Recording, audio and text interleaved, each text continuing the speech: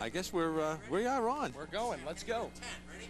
10, 9, 8, 7, 6.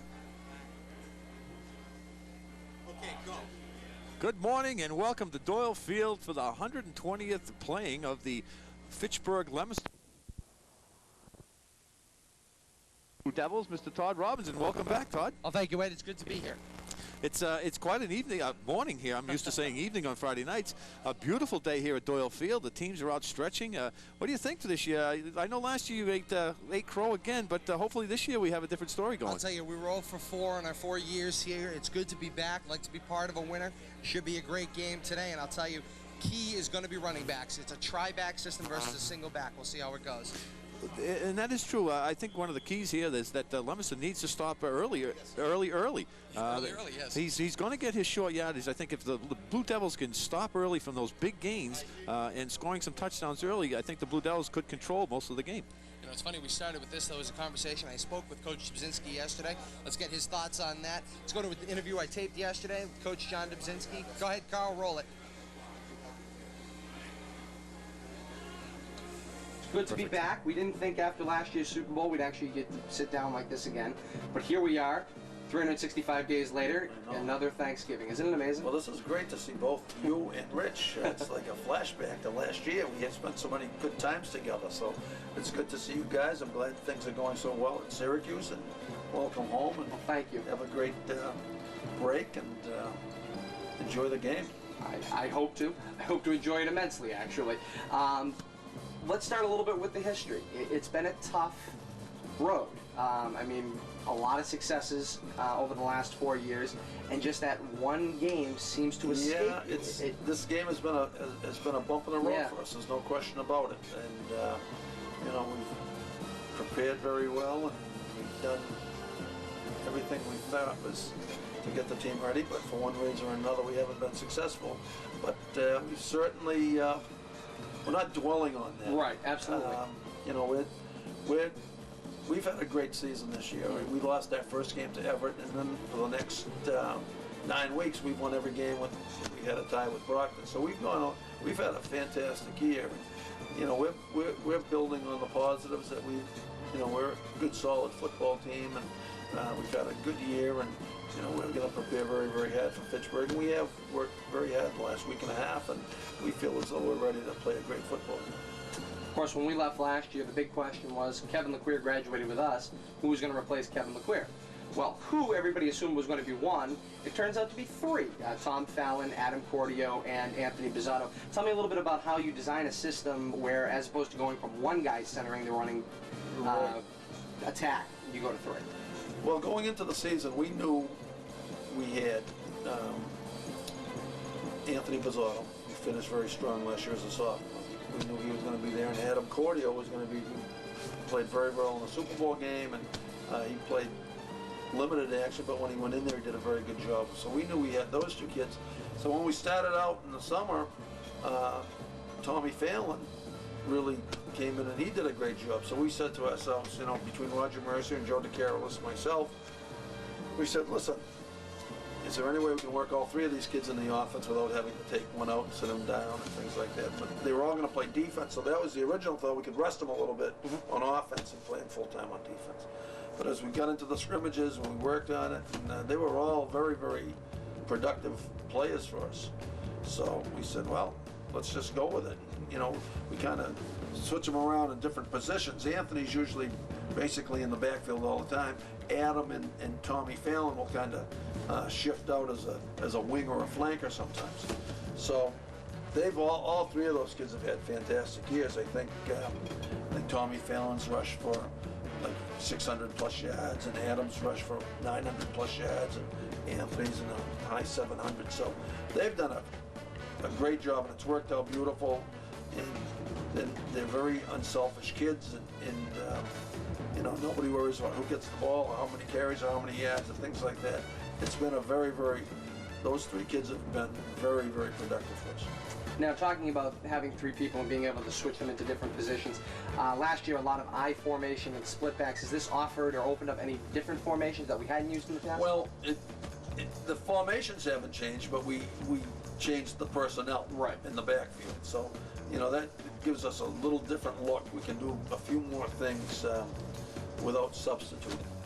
And the emergence of Chris Swart as the quarterback has been another dimension that has been a real plus for us, because Chris has thrown almost for 600 yards, I believe, 580 or something, 4 or 5 touchdown passes. And he has just done a fantastic job. So, on top of the fact that we can kind of change people around a little bit and give a little different looks, Chris has given us the option of teams that can't just jam the line of scrimmage, because we have been pretty successful throwing the ball. Of course, other than the 3 are now 4 with Chris Swart. Anybody else on that offensive unit kind of stepping out and maybe catching the passes? Stevie Shaw, who's a junior, has caught some balls for us. Bizzotto's got some balls for us out of the backfield. Timmy DeLillo, he switched from offensive tackle to tight end, basically for his blocking ability, but he has proven that he's a very good receiver. He's probably caught 9 or 10 balls and a couple of touchdown passes, so he's been a real pleasant surprise catching the ball. Now, usually when we switch sides of the ball and start talking about the defense, we start talking about different names and different personnel. One thing I noticed from the game I did attend earlier this year, a lot of guys playing both ways. Yeah, we do. We don't have a tremendous amount of depth, which was a concern. It is a concern for us all year, but the kids have stayed relatively healthy. And but we have Adam Cordio as a free safety, Tommy Fallon, Anthony Bizzotto's an inside linebacker, Timmy DeLillo's a defensive tackle on the tight end, John Cicconi's a guard, and a linebacker, and Ryan Bailey's a tackle, offensive tackle, defensive tackle. So we probably have two-way players on the field. So let's talk a little bit about the matchups going head-to-head with Fitchburg. Of course, we all know from last year and years prior, it's William Early. That's their back. So using the defensive formation that we have, what can we do to stop William Early?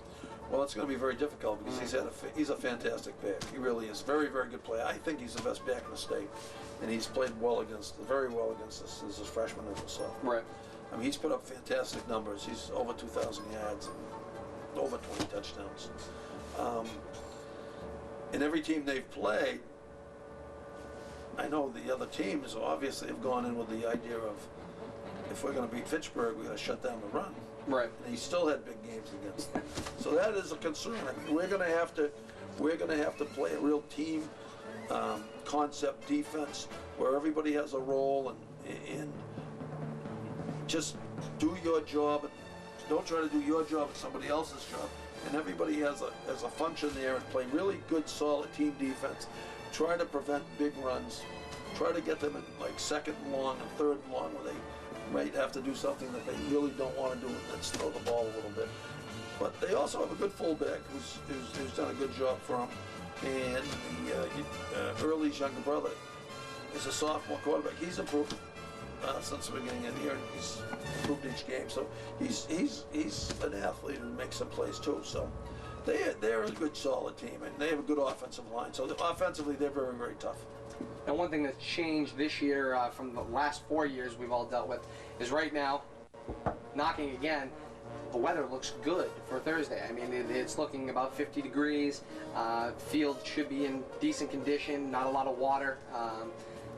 Is that going to change the game plan? Maybe help things out, especially for a running team? No, I think it's going to help both teams. Right. I mean, I don't. Everybody plays in the same I don't weather. think when you're playing on a packing one, like it's been the last couple of years. I mean, that doesn't help either team. I don't care what anybody says. Just, you can't play the way you came. Right. And when it's freezing cold and your hands are so, you just can't play the way you've been playing all year.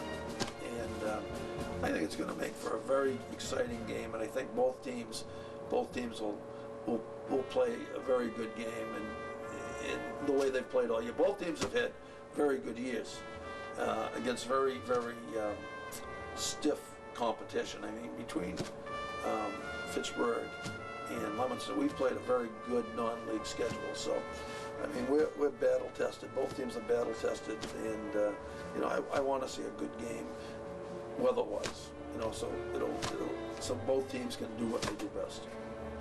Going back quickly to offense, what is it going to take from our offensive scheme? More of the same you've been going with all year, maybe throwing in a little bit of something they may not have seen yet? Well, you know, one way to kind of contain it early is to keep the ball. Right. If they don't have the ball, we'd like to have some sustained drives, long drives, and try to, you know, use up a little bit of the clock. And even if we don't score, get it down on their end of the field and punt it down there, so they have to go a long, long way. So ideally, you know, what I don't want to see is a couple of real quick 1, 2, 3 outs and kick, and 1, 2, 3, and be pinned back in our own end and kick it to their end, midfield. So we'd like to keep the ball a little bit. We'd like to establish a little bit of a run. But basically, you know, we've been very successful on offense doing the things we're going to do, and as has Fitchburg. So, you know, we anticipate using what we've been using, and we anticipate them using what they've been using. So it's not going to change drastically for the season. Coach, something we talk about every year, especially about this game, is the history. What do you tell the guys the night before going into the game about this? A lot of them have played in them. You have a few young players. What do you tell them about getting ready mentally for this game? Well, you know what? We don't, once again, we don't dwell on that, on the history of the game. Mm-hmm. We don't dwell on, you know, they get enough of that from everywhere, talking to everybody else. You know, we just tell the kids, let's prepare to play a good, solid football game. And that's what we tell them for every game. And, you know, once the ball is teed up, it becomes another football game. Right. I mean, all the hype and everything else, it comes down to the fact that you still have to play well. You can't turn the ball over. You can't give up big plays. You can't take stupid penalties. I mean, that applies to every game you play. So, you know, as great and as wonderful as this tradition is, and I think it's a great game, I think sometimes it gets so overpowering, and so the kids feel as though they're playing for the 120 teams that have played in this game, and it's not, you know, it's a great game, and the kids are thrilled to be in it, but you know, this is their game. Right. This is their game, and you know, we expect to play well, and we think Fitchburg will play very well, and it should be a great game. Something you haven't been asked all year long that I used to love asking. Coach, your 3 keys to winning on Thursday. The 3 keys, I would think, would be, I think we talked about them during the interview here. 1, we have to contain their running game. And they have a great running game. You know, we're not going to shut it down completely, but we've got to prevent the big play. And 2, we've got to get some long, time-consuming drives and turn the field around in that favor. And 3, don't take stupid penalties. Coach, thank you very much. A privilege once again to be back. It is a privilege to be with you, gentlemen. And of course, we will see you on Thursday. Good luck. Absolutely. Thank you very much. Good to see you again.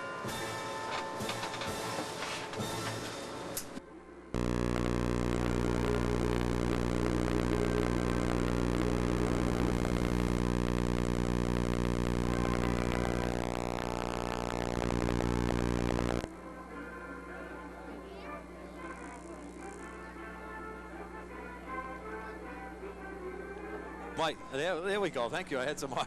We had a little audio problem.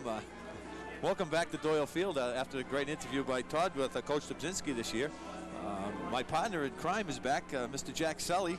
We can get to the right camera. We'll be there. We go. Ed, happy Thanksgiving. And happy Thanksgiving to you, Jack. It's been a rough 24 hours. We had a lot of troubleshooting to go through, and people have probably seen the worst side of me, and I'm on the upswing now, and anybody out there, I apologize for all the rough housing I had to do to get this thing to happen, but we're up right now, we're raring to go, and Eddie, I am excited. I've been excited for over a week now, but I mean, getting down here on the field today, walking on the field, which is in great condition.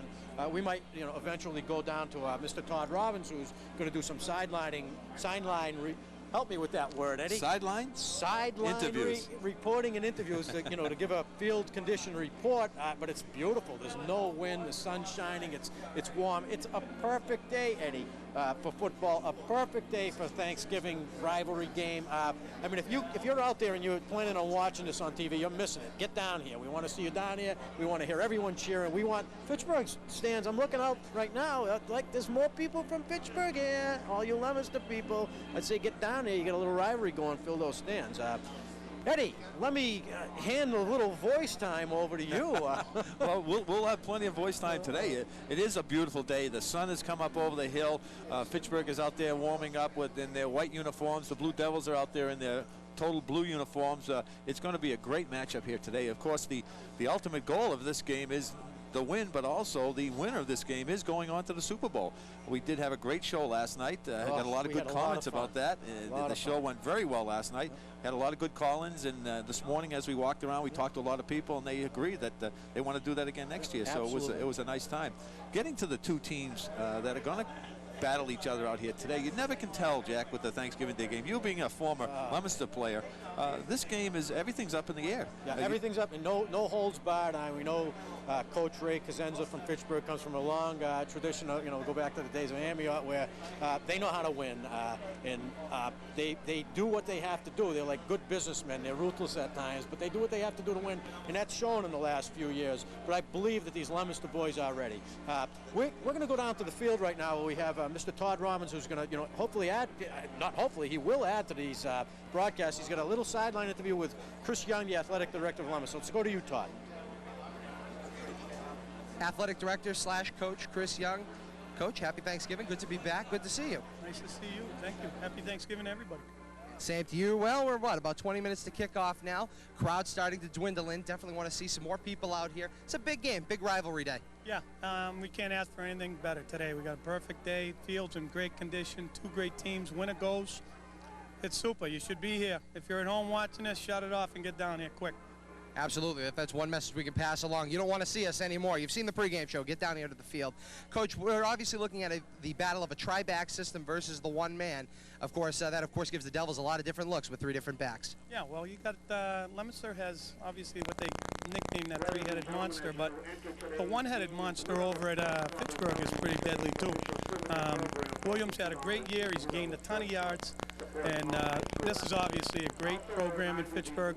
And you know what I feel about our program, great program over here. It's going to be a great game. It's going to be a really great game today, I think. Coach, give me your key here. I know you're defensive-minded. What has the Devils got to do to stop early, or at least at the very least contain them? I really think offensively and defensively it's going to be in the trenches, in the lines, as everyone always says. Your backs and your quarterbacks are only going to make the big plays that they're allowed to. So whoever wins that line battle is going to win the game. So. All right, Coach, I know you got to get going. Thanks very much, Coach Young. Happy Thanksgiving to you. Guys, should be an interesting battle. Three big backs on the Leominster side, one over in Fitchburg. Send it back upstairs to you, and we'll see you in a few minutes. Well, thank you, Todd. A great job down there. He's been away at Syracuse. He's learning something, I'll tell you. Great interview. It is the battle of the tri-backs versus, Fitchburg's Mr. Earlier. But it goes beyond that. We talked about this last night. I mean, Fitchburg is known for an outstanding offensive line. Leominster at the beginning of the year struggled. They had a slow start, both offense and defensive line, but they've come along.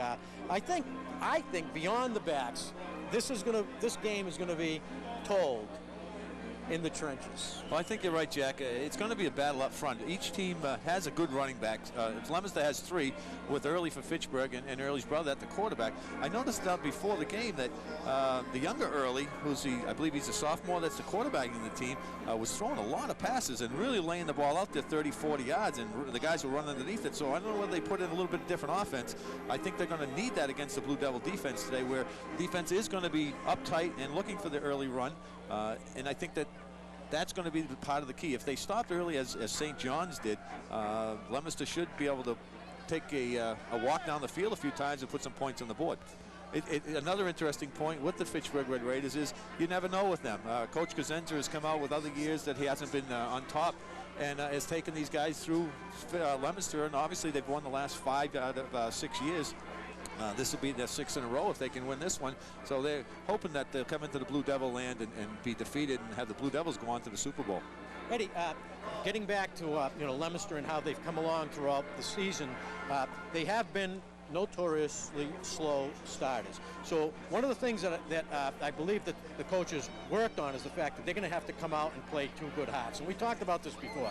The fact that if Fitchburg can come out and put 2 early scores, pardon the pun, early scores on the board, they might be taking the chance that, the Leominster team is going to get down. But that's one other thing that I've noticed about this team. They have been down before, and they've come back. These kids are not quitters. I almost think they kind of like to come from behind. They show their character, and they've shown their character plenty of times this year by being off to a slow start and really putting it away in the second half of the game.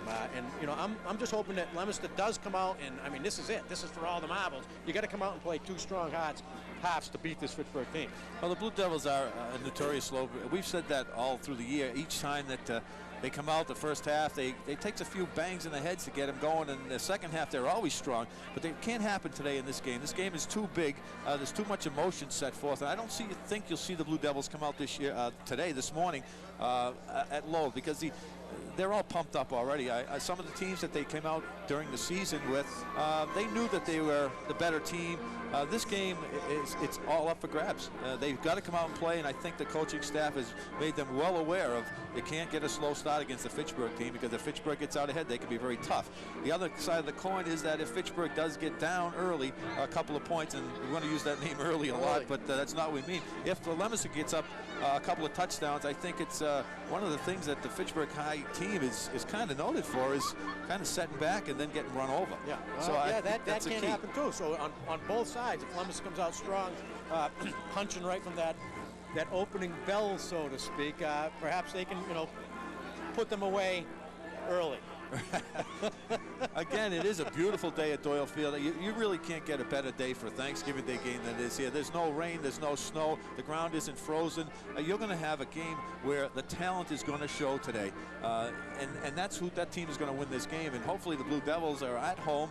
That is a touchdown of an advantage as being in the home fans. The stands are slowly filling up. Fitchburg has got a large crowd on our side of the field where we are today. There's more people here right now from Fitchburg. I am noticing, however, that the hills on both sides of the field, they're starting to take on the form of old. We still got good 20 minutes before the game. The fact that it is a home game, and people from Leominster are like a stone's throw from Doyle Field, which is pretty centrally located in Leominster. Perhaps they're planning on getting down here right for the kickoff. But I mean, if you can get down here, if you want to see some of your old friends, this is the place to be today. It's an absolutely beautiful day. I mean, we're dressed here for warmth, but it's beautiful out, Eddie. We might be in our shorts and halter tops in a few minutes here. I don't know about the halter tops, but maybe the shorts would tear the pants. Just to give you a little bit of a background, we talked about this a little bit last night. It's on the common opponents, which both teams have played this year. Leominster against the Schol won 37-27, and Fitchburg against the Schol won 35-27. So relatively close games. Leominster went against St. Peter Mary and beat them 24-10. Fitchburg played St. Peter Mary and beat them 47-13. Leominster then went down to Brockton and played Brockton to a 22-22 tie. Fitchburg went down to Brockton and got beat 33-7. There is a little controversy about that because Early was suspended for that game and did not play. So the Fitchburg Red Raiders took it on the chin down there. And then Leominster came back to play St. John's, which was a big game here at Doyle Field. Leominster 26, St. John's 14. Fitchburg played St. John's in St. John's, and this was a real barn burner. St. John's defeating Fitchburg 6-2. Totals for the opponents, Leominster has scored 109 points versus their opponents 73, and Fitchburg against the same opponent scored 91 points and led up 79 points. So relatively, Leominster scored 19 points more with their offense and have given up 7 points less on their defense. So Leominster comes out on top, but not by much. So it kind of gives us the indication that this is going to be one of those real bang-up, knockdown games, as we made reference to a prize fight. Eddie, both teams, well, actually, Leominster's still out here. Fitchburg is through their warm-ups. They just went into the locker room. We're going to have to go back to the studio now. We do have a little opening. We want to roll that opening before you know, we come back to the field live. And I don't know if they have a camera on the guys in the control room back on Manning Ave, but if they don't, there they are. Hi, guys. Happy Thanksgiving. But if they're ready to roll that opening, why don't they roll that opening, and we'll see you on the flip side, so to speak. Stay tuned. We'll be right back.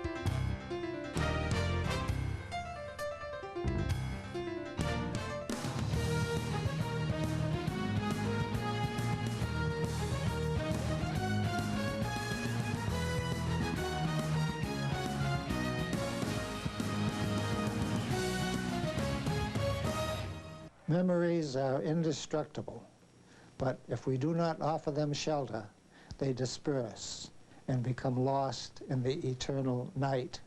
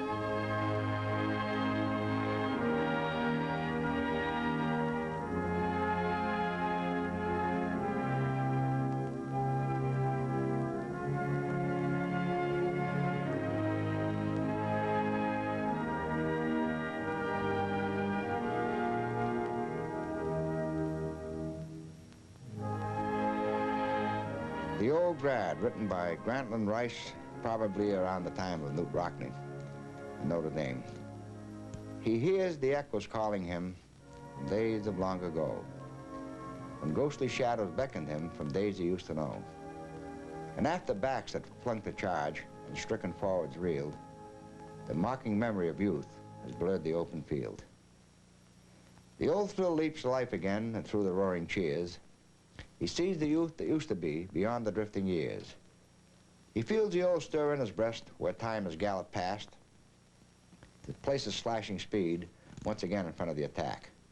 Why, it was only yesterday he heard the whistles blow and fought his way for some yards against a foe. The summer of spring is in his heart, but yet with mantle spread, he knows the snows of wintertime are thick upon his head.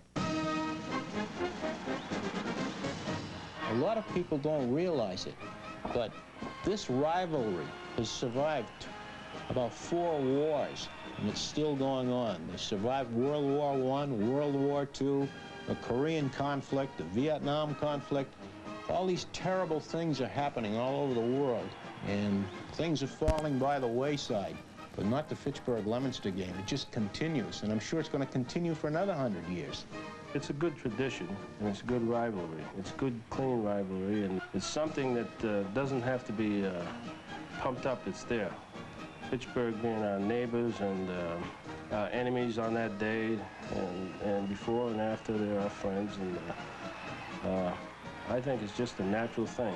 It's been 4 years now since I haven't played football back in Fitchburg High School, and I thought after a time like that I'd probably lose a little bit of my anger about losing to Leominster back in '79 when I did. But when you come back and the leaves are on the ground and maybe a little bit of snow in the air, you start to think about the time when you played and when you lost. Because in '79 we did lose, and that anger and disgust of having the loss, having to lose against Leominster, really isn't that far away. It's been 5 years, and I think that after 10 or even 15 or 20 years, I think that anger and those feelings of defeat are always going to be there. You can win every single game all the way through the year and lose the Leominster game, and he says nobody will ever remember you. You can lose every single game during the year and come out a winner in Leominster. He says, and you're a hero, and you're a hero forever.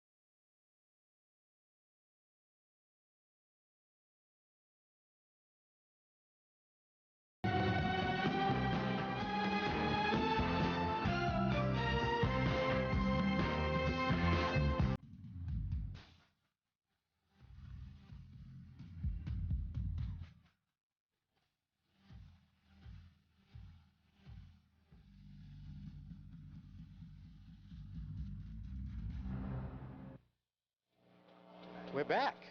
Yes, we are. Great job out there. The Leominster Fitchburg High Band is, I'm sorry, that's both bands coming out together. This is the first time I've seen this. So we got a good camera shot of the bands coming out at that point. Fitchburg and the Leominster Band are co-playing, I guess. This is going to be interesting for probably the national anthem. Again, Jack, the fans are coming in by the droves now. The hills are getting filled up. We have the guys all over the field. The officials are out here ready to go. The cheerleaders are set to go. I think we're ready to go. There's Dino Fergali out there, the new counselor at large from Fitchburg. Actually, Dino Donatale, isn't it? Hey, and Mr. Hannigan come into this. Hi, Coach. How are you? Nice to see you, Coach. We're having a fun time out there. Nice to see you, Coach. Coach Hannigan up in the booth with us. Maybe Jack could get a quick see what he thinks about today's game, Jack. Coach, I got a bad signal right here. Coach, I know you're not one for predictions, but you want to take a stab at a prediction? What do you think's going to happen here? Joe White, not Joe White, Fitchburg, W-I-M, Ray C. Yes. Ray C, do you have a prediction? I said, yeah, I think it's going to be sunny and warm. Beautiful. Now, here's a politician, huh? We got to... Oh. I picked up a line last night from Walter Dubzinski Jr. and Steve Dubzinski. They were at the Lunenburg segments, and so shaking hands and so forth. And then I said to Steve, the basketball coach at Leominster High, I said, "Are you coming to the Fitchburg?" And he pointed to his father, Walter. So they brought up Walter's father. It says his father is close to 80. 4 years, he's 84. And I says, hey, that's a good line. So when Ray C said, well, how old? He says, well, I'm close to 70. 73. That's a good one for sure. And I'm close to 40, 47.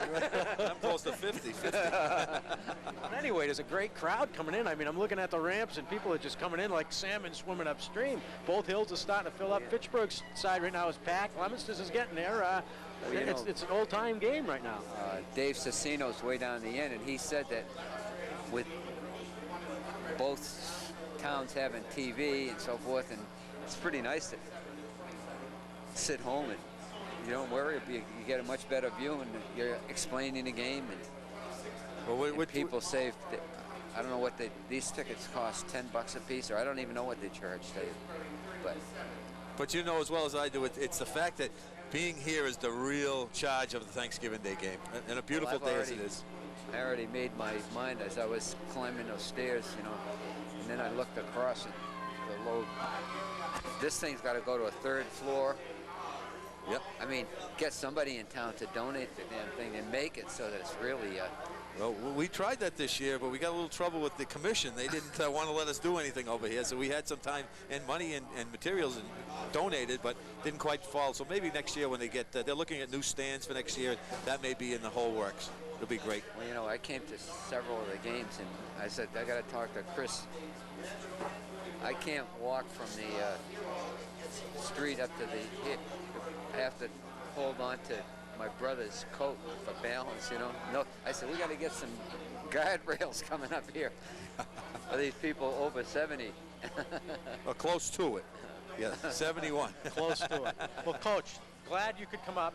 You know, if you want to come back later on, you know, as the game progresses and, you know, talk to us, we'll be, you know, glad to have you. We're going to go back to the broadcast here. A really great thing that, you know, Eddie mentioned earlier is the fact that you have both the Leominster and Fitchburg band grouped together, and it looks like they're going to, you know, they're going to play together, which is I think it's a great gesture here. It's a nice thing to see, something that I haven't seen in the past.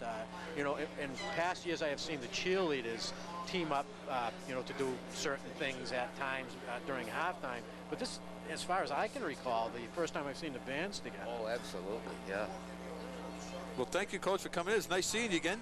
Come stop by at halftime. We'll talk again. Thanks, Coach. Enjoy the game. You guys are doing really good. We'll do the best we can. They'll be taking your whole station. We had good coaches and good teachers, as you were one of them. Well, as we said, the Fitchburg and Leominster bands are out there. They're going to play a production of some kind. This must be interesting. We have our roving reporter out there, Mr. Gino Gentili, kind of in the midst of the bands, and he's also running security for us today. It'll be interesting to see what goes on. We have our roving cameras out there, Mr. Steve Sandoval, and on his communication pole, we have Kevin Morin. He's out there. We also have on our other roving camera, and I can't see where they are today. They're right in front here. You got Dennis Cormier and Greg Nikitas. Greg Nikitas is working the antenna for the first time.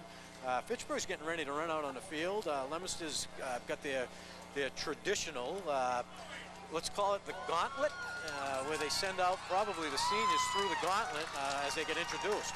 Fitchburg looks ready. They're coming out here. The fans are really supportive of them. I mean, they look like they're all business, Eddie. Well, let's go to the picks, and these guys that have been picking them all year in the Sentinel and Enterprise have been pretty close. All three of them this Thanksgiving Day game have Leominster winning the contest. One is at 28-27, which is a pretty close game by 1 point. The other one is 22-15 and 20-14. So it looks like it's a one touchdown or less spread for the Blue Devils to win this game. And it'll be interesting once we get started. The Fitchburg High team has come out on the field. They are introducing the Blue Devils as they come out. Chris Swat just came out as the starting quarterback, as he's been all year for the Blue Devils. Matt Akey is coming out. I think we have a camera we do have our camera out looking at you coming through. Billy Brooks, number 31, coming out as they run through the gauntlet, as my partner had said. And Mike Conway is coming out next. The Blue Devils seem to be ready. I'm a little concerned. There's not a lot of activity going on as they come through the line. You can see by our cameras there's a couple of hands sticking out. But sometimes that quiet concentration. I got my wife. I'll go back to my wife. I'm going to bring in a little personal thing. Say hi, Kathy. Happy Thanksgiving. Rachel, if you're out there, happy Thanksgiving. And Christine also. Anyway, where was I going? I was saying something and I forgot again. The quiet. My wife is so quiet. She's a redhead. And everyone says how sweet she is. She's so sweet. But when she's quiet, look out. Well, hopefully that's the same way with the Blue Devils as the enthusiasm seems to be a little down as they come through, as they announce the starting players for the Blue Devils and the seniors. We'll go through it a little bit later and tell you who the seniors are. Hopefully this won't be their last game. If they win the game today, off they go to the Super Bowl. I'm sure we'll be covering the Super Bowl wherever that is. Is it at WPI again this year? I'm not sure. I think it is. I think it's down at WPI. We take one game at a time, Eddie. Especially this one. And we've been waiting a long time, a long season. There's many cold nights we've worked, and it's been a great season for the Blue Devils. And here, let's see if we get a little bit of action out of the Blue Devils. It's still relatively flat as far as I can see, Jack. I'm a little concerned at this point that the Blue Devils can't come out flat against the Fitchburg team. They're a tough team, and you don't want to spot them any points and give them any reason to be on top of the game. It is a beautiful day, and I can't say it enough. The hill has had a lot of people last night out. They're going to all be on the hill for the day. The hill's not muddy, it's not slippery, it's just a perfect day. Actually, when the sun hits you, it's relatively warm. The captains are going to be brought out to midfield for the coin toss. Coin toss. Would I get right this time? We'll see if we can get our cameras with them. Again, the sun could play a factor. Early in the morning here, it does come up from the east and sets in the west, and it does run along the backside of the field. So we'll see what happens, who wins the coin toss and which direction they take.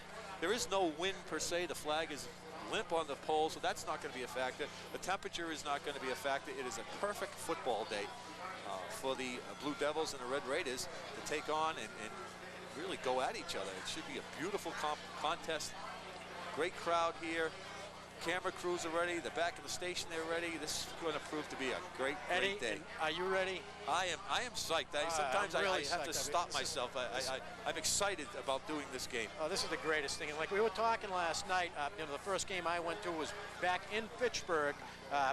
Warren Muir was playing for Fitchburg. My father took me to the game. I mean, I'm going to say 5 or 6 years old, and it was just something that I remember to this day like it was yesterday. And I get that same feeling in my belly right now. That same, I'm looking at this place filling up in awe. It's beautiful. But I will comment that the Fitchburg side has got a lot more people than the Leominster side. Let's get down there and support these kids. They need to win. I mean, it's been a while.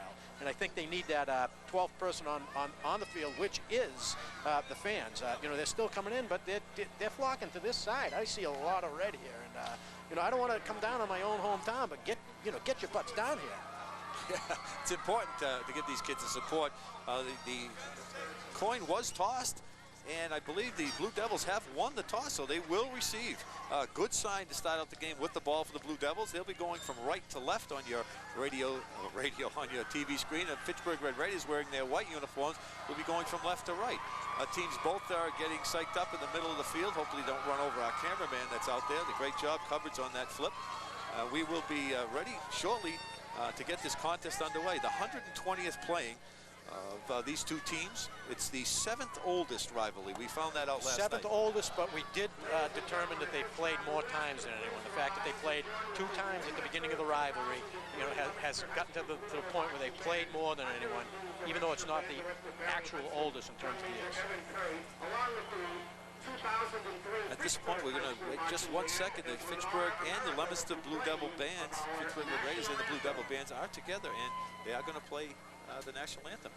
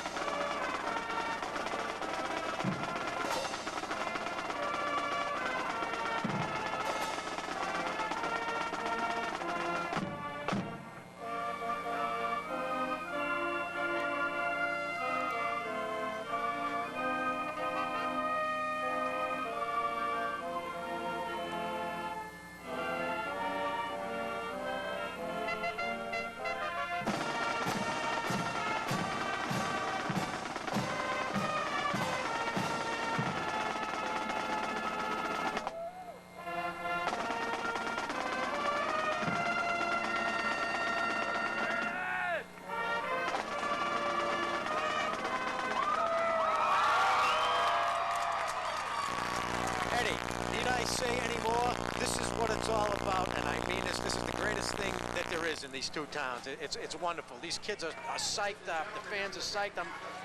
Everybody's smiling. What a beautiful day. Oh, what a beautiful morning. That's from Oklahoma, not Annie. Oh, no, you're going to do one for Annie for me soon, so I can get that right. It is a beautiful day. The bands did a great thing. Great formations coming off. You know, I can't say enough about these bands. These kids are out there, and each week I say that. These kids are out there day and night. I went back home the other night after our special at 8:30, pitch black out, and the Leominster Blue Devil Band was in the parking lot, still practicing under the direction of Mr.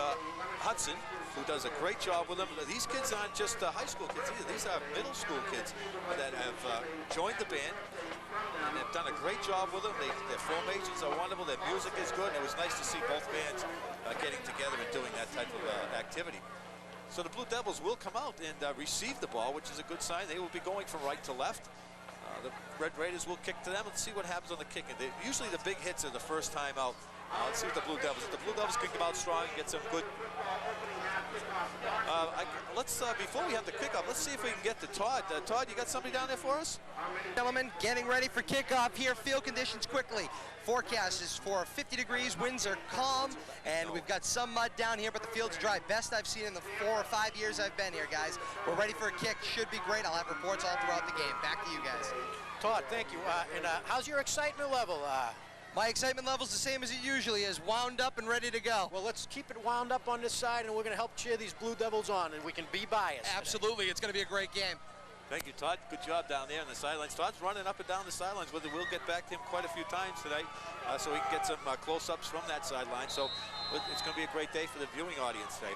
And here come the Fitchburg Red Raiders to kick to the Leominster Blue Devils to open up the 120th playing of the Thanksgiving Day game. And here's the kick by the Blue Devils. It's taken down at the 20-yard line by number 40. It's Anthony Bizzardo, cuts up the middle. He's got one man to beat. He's got to beat the kicker on the left side. He's breaking to the left side. He's taken out of bounds at the 48-yard line. A great return for the Blue Devils. If this is a sign of the times, the Fitchburg Red Raiders are going to have a long day. Ed, they made a saving tackle on that. Anthony went to cut inside. He hesitated just one little bit, and I think that cost him the touchdown.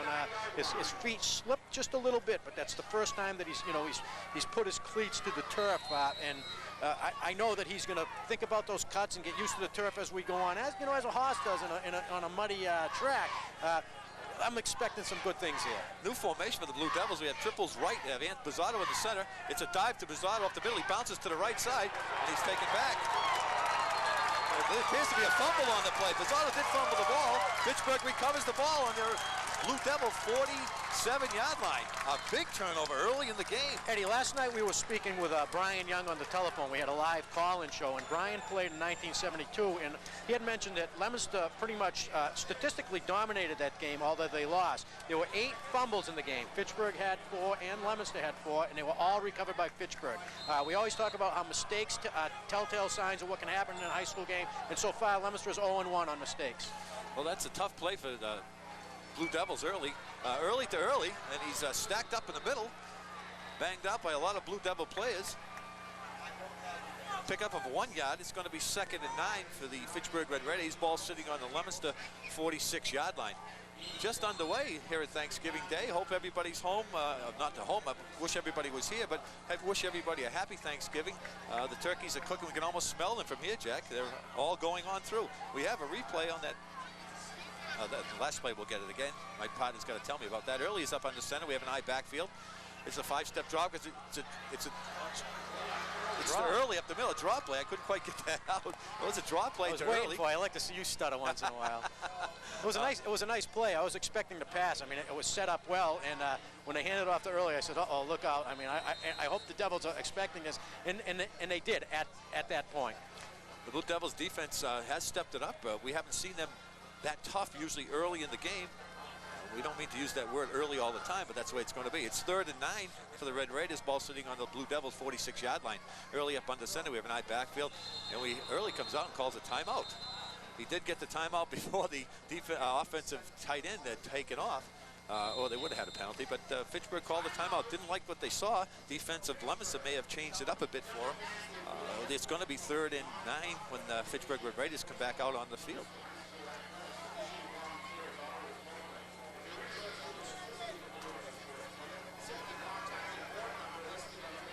doesn't get any better day than Thanksgiving morning at Leominster Doyle Field for the contest between the Blue Devils and the Fitchburg Red Raiders. Long rivalry. We've talked to many guys out on the street that have lost in Thanksgiving, and they don't forget it. So it really means a lot to these kids to come out and play a game. Key down here. Key down right now, Eddie. 3rd and 9 for the Red Raiders. It is to Early to the left side. He breaks over tackle. This boy's gone. He broke off the left side with 3rd and 9 and took that ball 46 yards into the end zone for a touchdown. We're going to watch the replay on this. This is one of the things that we've been afraid of. If this guy gets through that line of scrimmage, which the Blue Devils have notoriously been slow, that they could put a good 1-2 punch on Leominster early. And I hate to keep using that word. I'm going to try to find another one. But that's what they did. They came right through with the line. He made his cut, and he broke through, and it's now 6-0. 46-yard run for Mr. Early in the first quarter. 10:18 to go. In the first quarter, Fitchburg leading 6-0. Try for the extra point. Kicking for the Blue Devils. I'll get the number in a minute. The snap is high. It's bubbled. The ball is down. And it'll be incomplete. It will not get the point, so Fitchburg goes up. Score of 6-0. Well, Eddie, they now are equal on mistakes, but the mistake that the Red Raiders just made with a bad snap on the extra point only cost him 1 point. Here's the replay to the left side. Oh, great hole. Adam Cordio had come up way on the outside as we see him, and you're not going to catch this guy when he gets through. Boy, he turns the jets on, and he took that ball in very quickly. And the mistake that the Blue Devils made on that fumble cost them 6 points. Absolutely, the Blue Devils, you can't be giving the ball up, especially with a Fitchburg team with the early on it. He's going to make you pay if you're going to give it up to him. And I think the Blue Devils have been weak off tackle early in the game. I'm not going to say that again, but they need to tighten that up a little bit. And Adam Cordio had come up, and you could see in that replay that he did come up, try to make that stop, but Early had just broke to the right side and took the ball in for a touchdown. So let's get back in the action with the Blue Devils again receiving.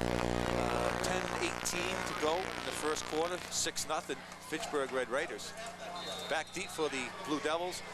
See Mr. Bob Sarrell down there. Not born in Leominster. I think he came from Arlington, moved to Leominster, played football for Leominster. Now he's got kids in Fitchburg, lives in Fitchburg, I think. It was a short kick to the Blue Devils taken on the 45-yard line, but number 30 for the Blue Devils, that's Andrew Moran, returned it 10 yards, and the Blue Devils will take over 1st and 10 on their own 45-yard line.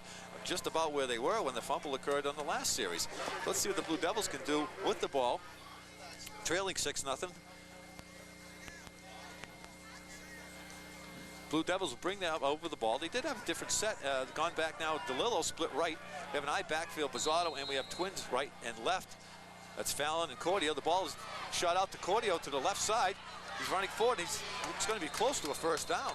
That's the old play that the Patriots ran a couple weeks in a row and picked up just about the same yardage. Put split ends at both sides, send one out. They drop back and they drop the ball to Cordio, and he picked up with 10 yards. It is going to be first down and 10 Blue Devils. Ball's in the Fitchburg 46-yard line. Eddie, earlier today I was talking, and I mentioned this before. Again, I'm a fight fan. When Ali fought Joe Frazier, how we get some kids with their shirts off here, but they keep the weight on people when they're in the clinch, and I've noticed that Fitchburg is doing that. Swat comes out of the center. We have a slot right to pitch to Bizzotto to the right side. He's got some room on the outside. He turns the corner, hanging on to the ball. Chased out of bounds by the Fitchburg Red Raiders. I guess he kept it inbounds. Going to gain of 5 yards. It's going to be 2nd and 5 for the Blue Devils. Ball being placed on the Fitchburg 41-yard line. 9:28 to go in the game. In the first quarter, not the game yet. We can't say that yet. We do have the score on our thing, so I won't have to give it all the time. It's 6-0 Red Raiders. Leominster is on the move. I got to get my mind off the camera and back into the game here. Blue Devils come out, swat in the center, a single back, triple right, 3-step drop. He's looking for DeLillo, in the hands of DeLillo and out. I think Tim DeLillo probably should have caught that ball. Kind of looked forward, going to run. He was wide open. Ball just scooted through his hands. A little bit of jittery nerves in the beginning of this game. I appreciate what's going on here again with Leominster trying to keep them off unable to be set by throwing a pass here, but they just moved the ball two times on the ground and got significant yardage. Now it's 3rd down, and they're in a must convert situation on this 3rd down. SWAT comes out of the center. We have the split backs. For Cordio Cordio always in the motion, runs the pitch, turns the corner to the right side, and he's going to be stopped short of the first down. It's a typical play for the Blue Devils when they get into that formation. Picked up 2 or 3 yards. I mean, if they ran that second down, they would have had the first down. Now they're in a 4th down situation. 4th and just about 1 yard to go. Let's see how confident the Blue Devils feel early in this game. They do have the horses to do this. SWAT is coming in, I believe, to run the play, and wouldn't be much to take Bizzardo, stuff him up in a hole, and let Cordio follow him in. Let's see what the Blue Devils come up with. The Fitchburg fans are fired up. They're all screaming for their team to hold on defense here. They have a full house backfield. This is straight dive to Bizzardo up the middle. He believes he does have the first down. There's a power horse for the Blue Devils. Anthony Bizzardo diving straight forward. A great job of the Leominster Blue Devil line. Pushed the Raiders back 2 yards, and the Blue Devils did pick up a first down. Eddie, Leominster's, you know, again, we go back to that play where Early ran for the touchdown. Leominster's has the ability to just keep driving this ball down Fitchburg's throat. What they're going to have to do is they're going to have to keep them from making that quick score. They can score. They will score. They're going to get some yardage on the ground here. This is the first down for the Blue Devils. Ball's placed on the Fitchburg 35-yard line. In a full backfield, it's the second man through. That's Tom Fallon to the left side, stacked up after a gain of 3 yards. Like a pack of wolves. Fitchburg was like a pack of wolves on that tackle. One man made the hit.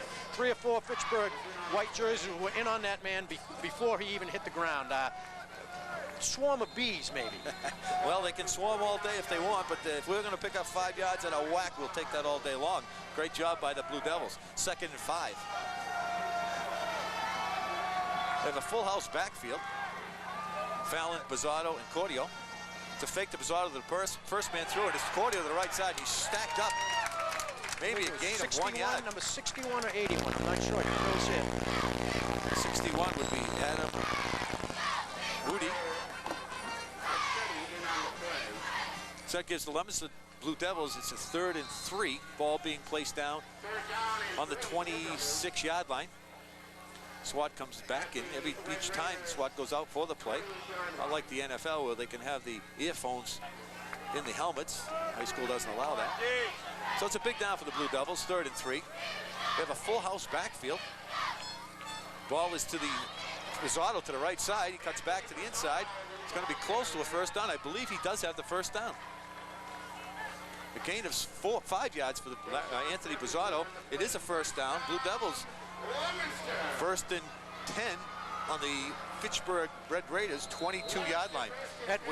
Again, they're driving the ball well. We're going to have to minimize the mistakes. They can move the ball against this Fitchburg defense. They're doing it right now. Again, we're going to hope that they don't make a mistake. They're just going to keep driving it. And they're going to score some points in this game.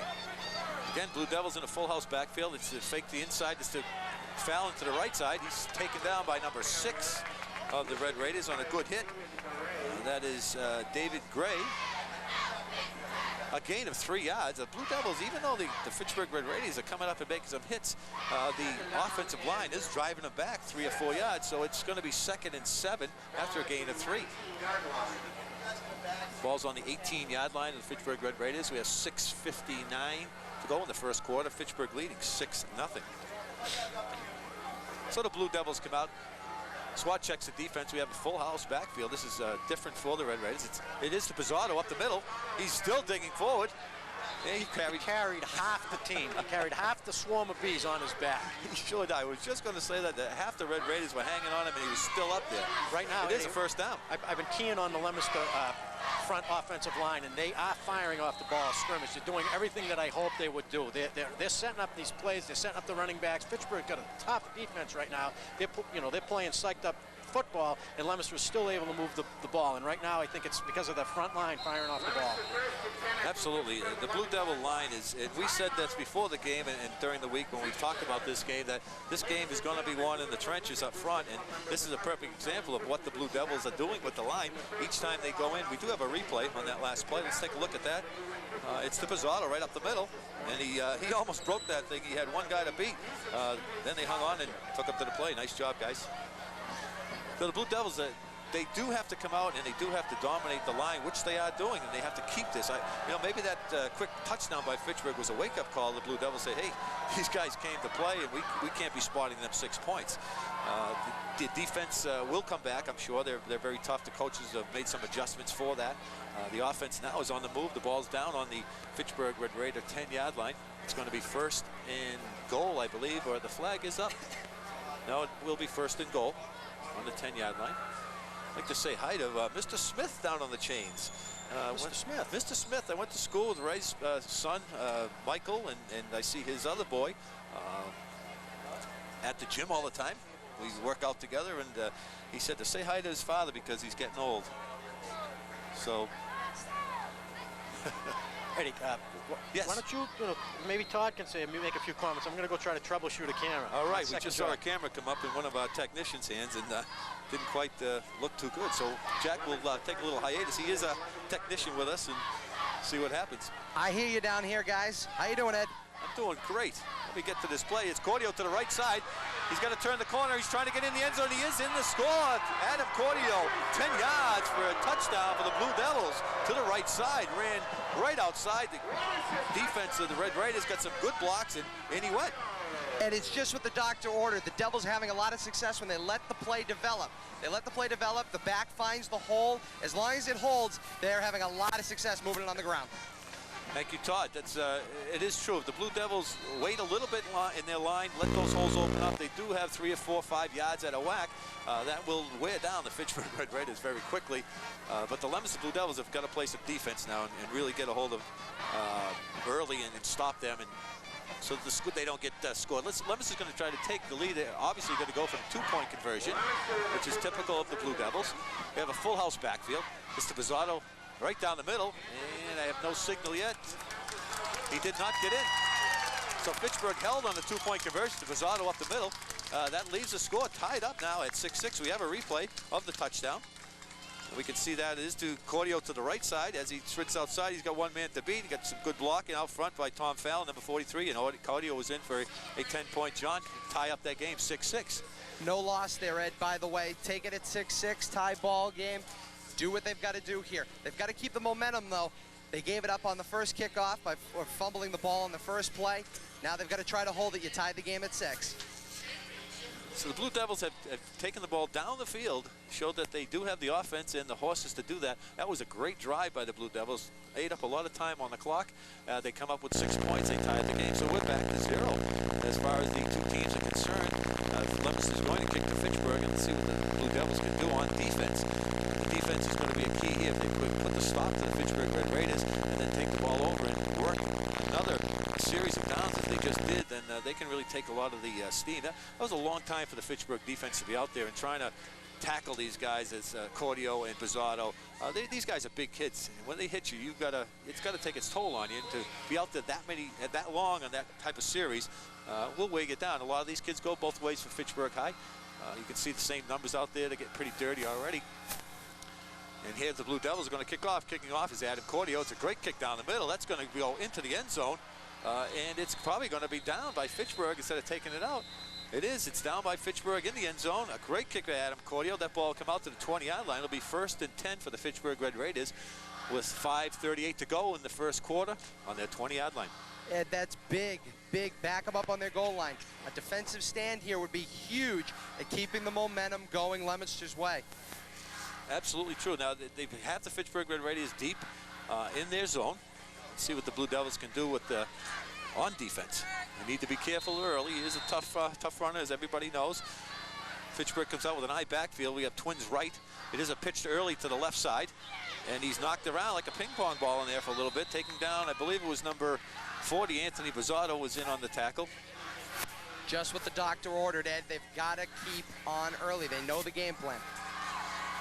Early picked up 1 yard. It's going to be 2nd and 9 for the Red Raiders. Ball sitting on their own 21-yard line. The younger Early, we're going to call him William, but I'm just going to call him Early to Early. Early to bed, early to rise makes the Blue Devils go to the Super Bowl or something. I don't know. We have an eye backfield. It's the up man, and he's taken right down by number 73, I believe that was. Let me just see if I can get his number. It is 73 for the Blue Devils. Made a nice tackle. That's Ryan Bailey. He's a senior, 6'2", 270 pounds. Played the play well and took him down for a gain of just about 1 yard. It's 3rd and 7. This is exactly where we were last time. 3rd and 7. Red Raiders called the timeout before, and they came out and gave the ball early, and he went 48 yards. So let's see what the Blue Devils can do on this series.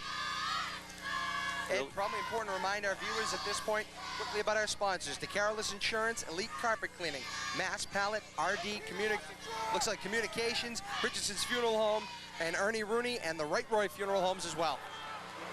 The ball was taken by early up the middle. He's going to be short of the first down, considering where the mark is. It will be 4th and round 1, it looks like, from up here. I don't believe Fitchburg can afford to try to go against the Blue Devils this deep in their zone, so they are set in punt formation. Blue Devils back. Received is Adam Cordio and John Hernandez. The snap is low. It's bobbled around. Here comes the Blue Devils. He tried to throw the ball forward. There's a fumble. The ball is picked up by the Blue Devils. Number 20, number 30, and he recovered. It's down on the 6-yard line, I believe. Number 30 for the Blue Devils recovering that was Andrew Moran. Exactly what they needed, Ed. Huge down here. You can feel the intensity. A great job by the Blue Devils. I didn't think they were going to put a rush on. When the ball was fumbled, I thought he might have been able to pick it up, but then they realized the ball was on the ground, and in they came and knocked the ball out of the kicker's hand and recovered it down on their own Fitchburg Red Raider. It appears to be on the 8-yard line. Gentlemen, let's forget about that little mistake that Fitchburg made with the bobbled snap on their extra point, and now we can make it 1 and 1. The mistakes are even. Exactly. High school football, the mistakes are telling. Blue Devils come over the ball, full house backfield with Pizzotto, Cordio, and Fallon. It's a fake to Pizzotto on the inside. It's the same play. Too bad Adam Cordio had a nice hole to the left side. The footing just gave out underneath him, and down he went. Made the cut and slipped. The field is a little muddy in the mid part of the field. There are some worn sections, and he just made the cut on a part where the grass has been worn off. They're playing a lot of sports on this field now, not only varsity football, and he just happened to get into a high traffic area where he made the cut and slipped. Nice job on that replay on the fumble recovery. Job back in the studio, guys. So the Blue Devils come out 2nd and goal from the 6-yard line. Swat up under center. We have a powerhouse backfield. The ball was I believe he's going to pull it out of Pizzotto's and run the option to the left side and got kind of tangled up. The Fitchburg Red Raider, number 63 for the Red Raiders, that's Anthony Murray, was through the line, hooked onto Chris Swart's leg, and eliminated him from running down the line to run an option play. They did have it set up well. Chris Swart made a great play, in my opinion, on that, where he had the ball out. He was going to make the handoff, and I mean, there was a chance that ball could have got knocked away. And as he's matured throughout the season, he pulled the ball in, tucked it with both hands, and held on tight, which is exactly what he should have done. And only the fact that he's matured so much throughout the season kept him to do that, or let him do that, allowed him to do that. Absolutely. You don't want to give up the ball this deep in the opponent's zone. Made a great play by tucking that ball away and trying to get any yardage that he could rather than taking a loss. So he dove forward. He gained of about 1 yard. It's going to be 3rd and 7. I can see where the ball is. It's 3rd and 7 for the Blue Devils. 2:26 to go in the first quarter. Tie score 6-6. This is the way you want a Thanksgiving Day game. You want these games close. You want them to be exciting, and I think it's going to be one of those games where whoever makes the less mistakes here is going to win. The way it's shaping up right now, I mean, I'm looking at both sides here. Both the hills are full. It's great to see people coming back to this game. Perfect day to get out here. If you've never seen one, get down here right now. Blue Devils come out 3rd and goal from the 6-yard line. Have a powerhouse backfield. The ball is pitched to Tom Fallon to the left side. He's got outside. He may get in. He's got 2 cuts to make. He took a battle outside. A great hit by the Fitchburg Red Raiders. Took it down to about the 2-yard line. So it's going to be 4th and 2 for pay dirt for the Blue Devils. He got stood right up on that hit. Good pursuit by the Fitchburg Red Raiders on the outside.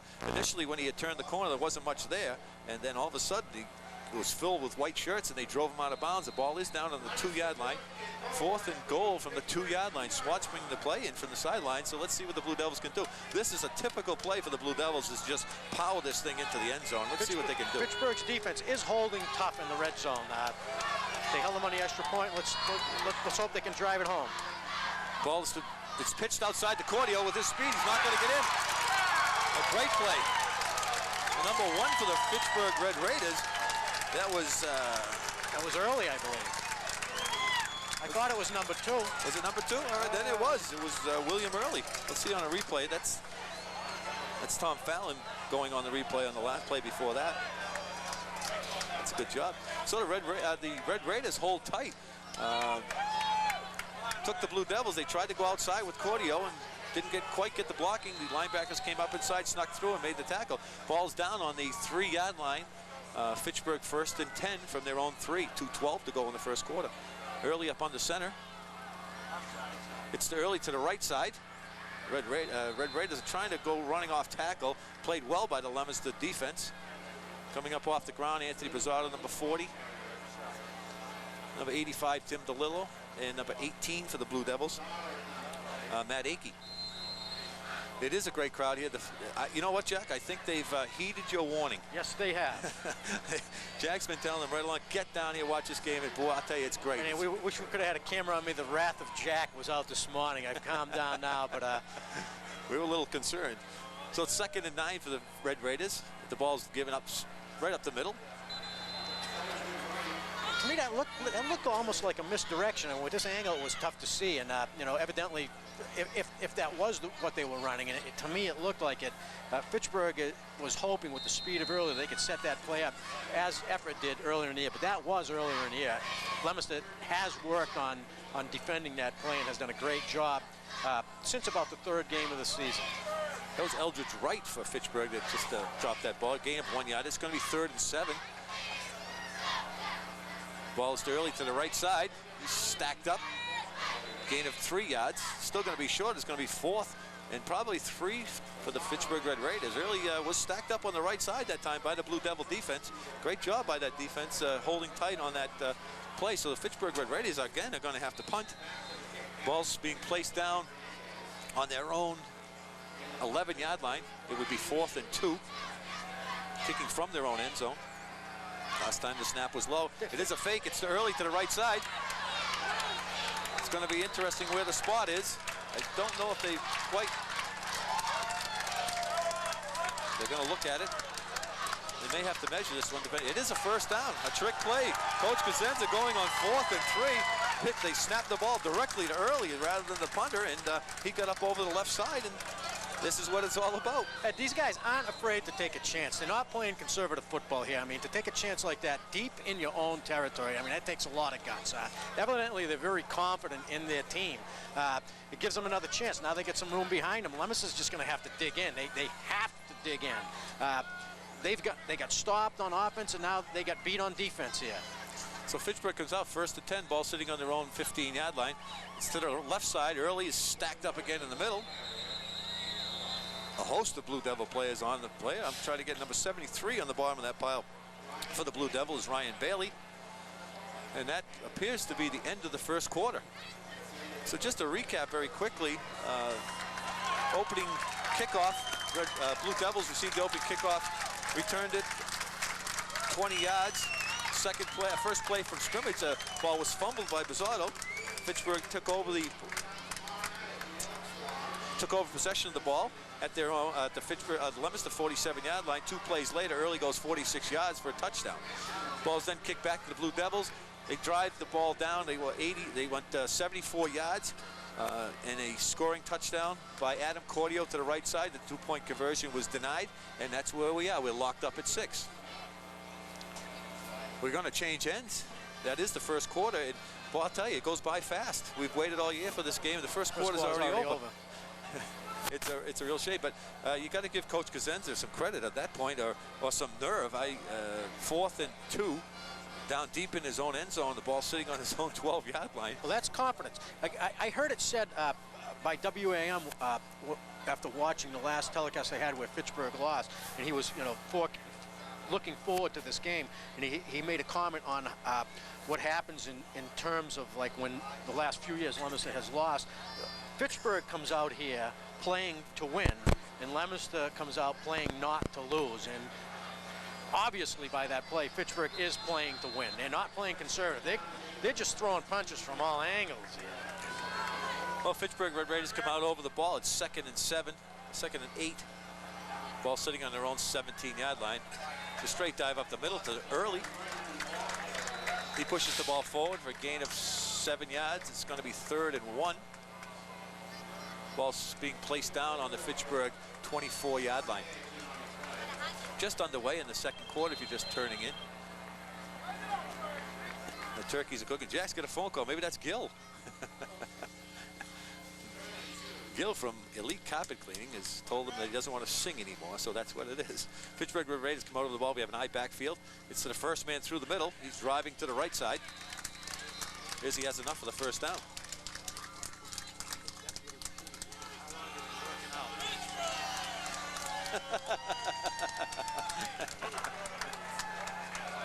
Well, the deputy about 17 years. That's just had a phone call. Deputy Chief said, how long have you been working out on a phone call? 17 years? 17 years. I hung up on him. Okay.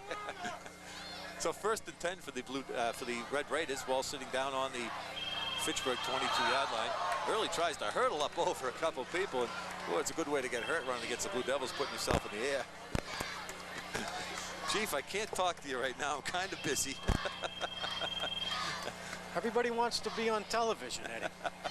We'll call you tomorrow. Now, which deputy chief is this? That's got to be Mr. Robbie Sidlow, I believe that's calling. We went out last night doing our inspections of the restaurants and the nightclubs, as we have to do under our code, and we'd like to thank him for that. He didn't let me get stuck anywhere like I did the year before. So Fitchburg comes out after a gain of 3 yards. It's 2nd and 7. It's straight dive up the middle. Still digging for the Red Raiders, number 33. That's Eldridge Wright. He is the second workhorse for the Red Raiders. Again, I'm seeing that desire on Fitchburg. They're playing to win. These kids, they're moving the ball. They're driving the ball. They've had that one breakaway run where we can, delegate that to an error on the part of the Leominster defense. But right now, they're driving 3, 4, 5 yards out of whack, putting some pressure on the Leominster defense, tiring them out here. Both teams can drive the ball. Eddie, I don't know what else to say. 3rd and 2. Red Raiders come out of the ball. 3rd and 2. Ball's down on their own 35-yard line. It's to Early to the right side. Boy, this guy is slick.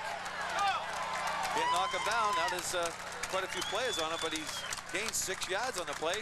First down, Fitchburg. Ball being placed down at their own 42-yard line. A great run by Early to the right side. This kid is very elusive. He gets up into that hole and moves those hips, and people bounce off him. It's very difficult for the Leominster Blue Devils they know that this kid can run, and they have to key on him. And Eldridge Wright, who's been running the ball for the Red Raiders, seems to get some good yardage, and that opens it up for Early a little bit. So it's quite a thing that the Blue Devil defense has to deal with. Eddie, looking at him, he's not he's not built like Bizzotto in terms of power. He's more wiry. He's got tremendous speed, but he must be one strong individual. I mean, people are bouncing off him. His legs keep driving, and he's taking 3 people with him too. Different type of physique than Bizzotto in terms of power, but he's got just as much power. He has a quick feet. He could give you that dead leg, and you'll go after the one side of him, and all of a sudden you tackle on air. That's how quick he can make the cuts, and off he goes. So the Blue Devils have to corral him. They're not going to take him down one-on-one. He's too elusive. He'll jump over you, he'll run around you. The Blue Devils know that, and they do have to get 2 or 3 guys to corral him, slow him down, and then put the hit on him. I don't know why we have a timeout here. I don't know what the delay is. Somebody on the sidelines is doing something. Todd, anything down there on the sidelines of what this timeout is all about? Yeah, it appears, Jack, we've got issues with the chains. They're all set now. They had a knot. Guys, one thing I wanted to toss in. Devils are really ball hawking here. They're trying to punch through the line. They're trying to get to Early as fast as they can. The problem, the Fitchburg line is doing a great job blocking. Thanks, Todd. It is to Early to the right side. Trying to get outside. He's taken down by number 23 for the Blue Devils. That's Sean Edge. And Jack always has a comment when I first deal with just the Sean Edge. Got the edge. I just had a terrible thought, and sometimes these thoughts can be premonitions that there have been no flags up to this point. And for some reason, I just saw a flag going up and the ball being moved 15 yards to my left. We do have a Leominster player down on the field, Jack. I need to interrupt you. I'm sorry. Todd, anything over there?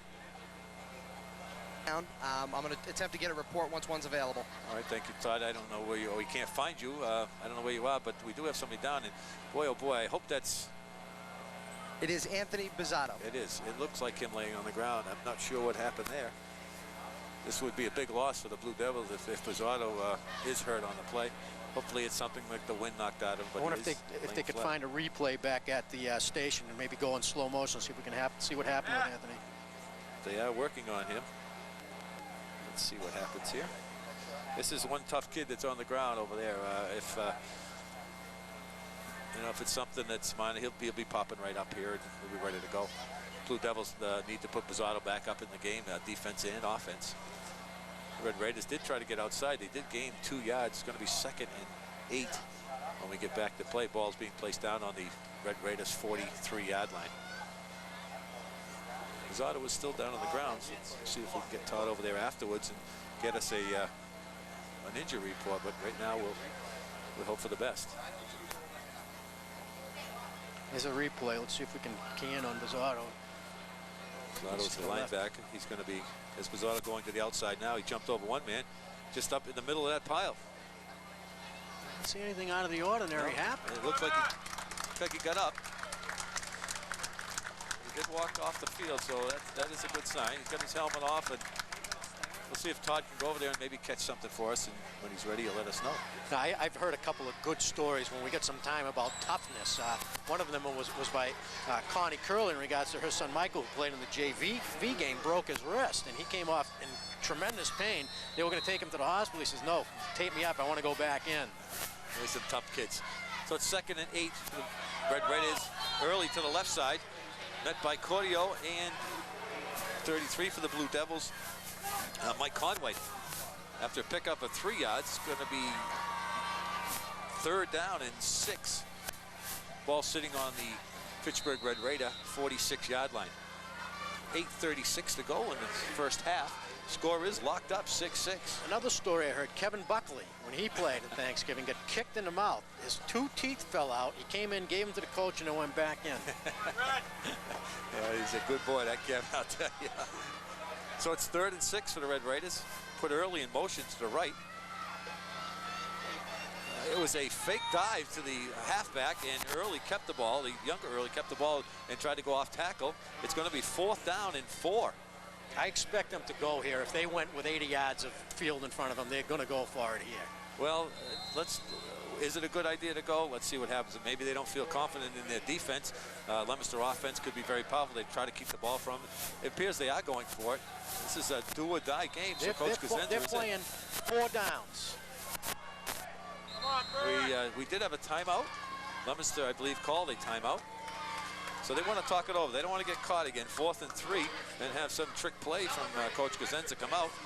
They probably had that set in. Coach Cosenza is in the huddle. He's chewing out somebody. I don't know what he... Again, Ed, going back to the comment that Dave Clark made in the last radio broadcast, they're playing to win. Absolutely. They are playing to win. There's no holes barred here. This is like Roberto Duran. Remember Roberto Duran? I do. I think we, Todd, do you have a report down the sideline? I sure do, guys. As you can see behind me, Anthony Bizzato back there getting checked out. They said it looks like it should be just kind of a stinger in the shoulder. Is likely to return to the game, I would say, in the next couple of plays. Thank you, Todd. Great job down there. Well, hopefully Bizzato can come back in.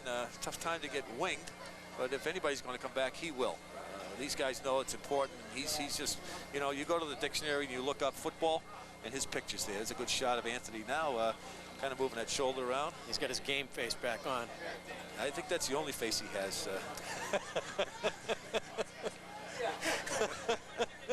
He's a tough kid, I'll tell you. He'll come back. I was talking to his father this morning, and I said, I'm going to teach him how to deer hunt, because I'm just going to take him with me. Get one down, say, Anthony, drag it. We'll meet you in an hour. You won't even have to shoot it. He'll just chase it down. Chase it down. He'll run it till it drops for you. So here's Fitchburg, 4th and 3. Ball sitting on their own 49-yard line. It's Early to the left side, and he's across the middle, and he's gone. Oh, boy, again, Early breaking that long run again. 4th and 3, and broke off the left side and just took it to pay dirt. 52-yard run to Mr. Early. 6 points.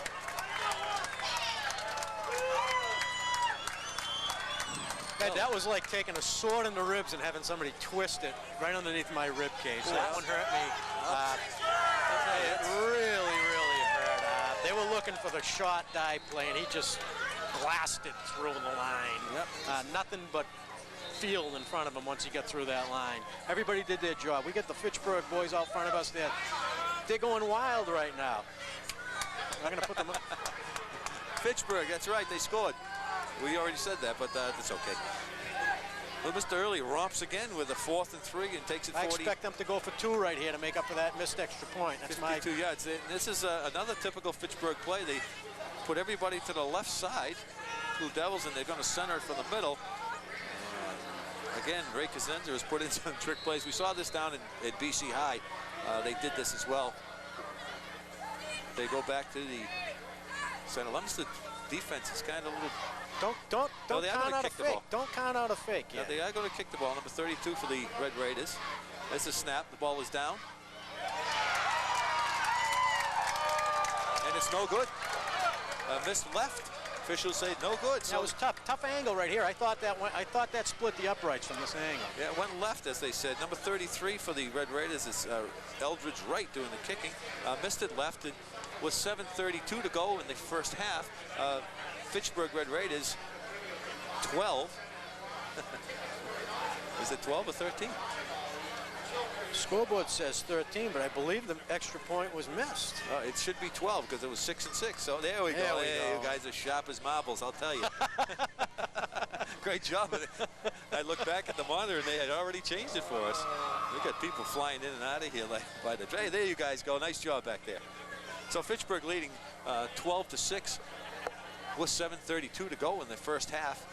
Again, Leominster had the defense stood them up for a while, and all of a sudden, Early comes popping out from the left side and took it in for a touchdown of a run of 52 yards. Eddie, and their offense is playing with the 4-down mentality. That puts a lot more pressure on Leominster's defense, knowing that they're going to go for that 4th down. They've gone for it twice, once from their 20 and once from the 50, and converted both times. Fitchburg kick to Leominster is taken by Tom Fallon on his own 15-yard line, runs the ball back to about the 38-yard line.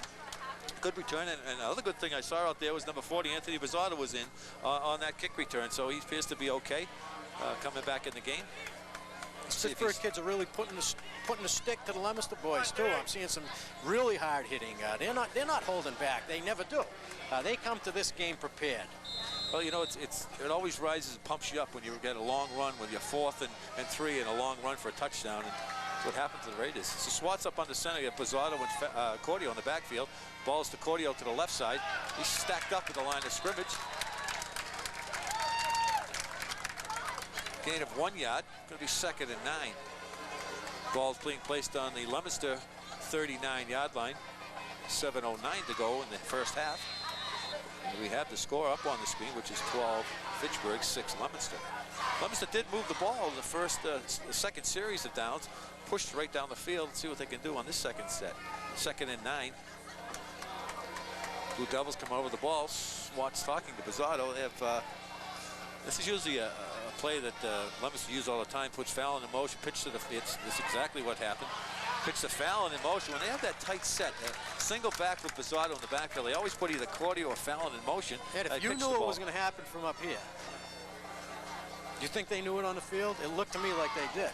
Could be. I've seen them a lot this year, and every time they get into that situation, they do put the pitchman in motion, and they give it to him. My son works with a couple of kids from Fitchburg, and they talk about last year's game after the game, and he had mentioned the boy who shall be named nameless mentioned that Fitchburg knew what Leominster was going to do 3 plays before they did it. Well, they do a lot of code. Now we have the same setup with the Bizzotto in the backfield. Changed it up there. They did. Oh, look an egg. There's nobody out there. It was either a broken play. Somebody went the wrong way. Cordio's looking back with his hands open like I was down the middle. And Cordio had beaten his man down the middle. Swat, I thought Cordio was, or somebody was going to go to the left side. Different formation. They did cross me up at that point. They were in that tight formation, no motion.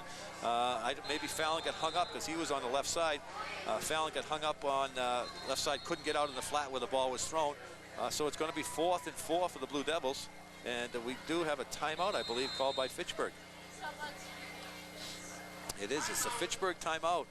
4th and a good 5 for the Blue Devils. Ball sitting their own 42-yard line. I want to see if we can get a hold of Todd here. Todd, you're down on the Leominster side. What's it like? What's the attitude right now down on the Leominster sidelines? The attitude right now, Jack, is they're trying to keep it positive. The coach is trying to keep them up. Of course, right now with the Raiders being charged a timeout for a substitution issue, they're going to get some time to talk this over with 5:41 remaining in the second quarter. At this point, I think they need to stop them on this set. They need to strike in some manner. They've got to slow down the Fitchburg defense long enough to make something happen offensively.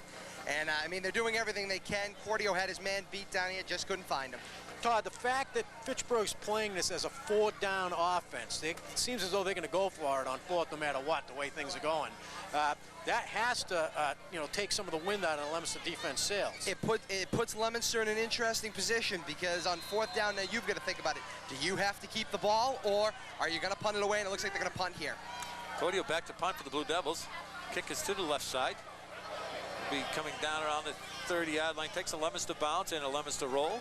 Rolling down, it's going to be called dead at the 26-yard line, the Red Raiders. So they'll take over 1st and 10 at their own 26-yard line. 5:30 to go in the first half. Let's see what the Blue Devil defense can do at this point. They need to make a stand, and each time that they've nailed Fitchburg down, they get that long run, and that's, I think they can take that over. If they could put a stand here and drive that ball into the end zone. They've got to stop them here or force a mistake. So Fitchburg comes out with the ball. We have a single back. We have splits right and left.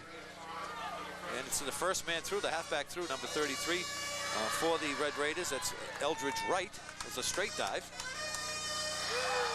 Gain of 3 yards. It's going to be 2nd and 7. A great crowd here, Jack. This is really filled up well. I'm glad to see all these people here for today's game. And I'm trying to get a time on the scoreboard, but from this angle, I can't really see it with the sun. It looks like 5:04. 5:04. I believe it's 5:04 to go in the first half. Fitchburg comes out early up on the center. We have the I backfield. We have splits right and left. Cordio is on the right side. It's a straight dive to early to the right side. Again, he powers his way forward. A couple of guys hit him, and he runs really low and takes him with him forward. Gain of 4 yards. It's going to be 3rd down and a strong 2. Ball's being placed down on the Fitchburg Red Raider 34-yard line.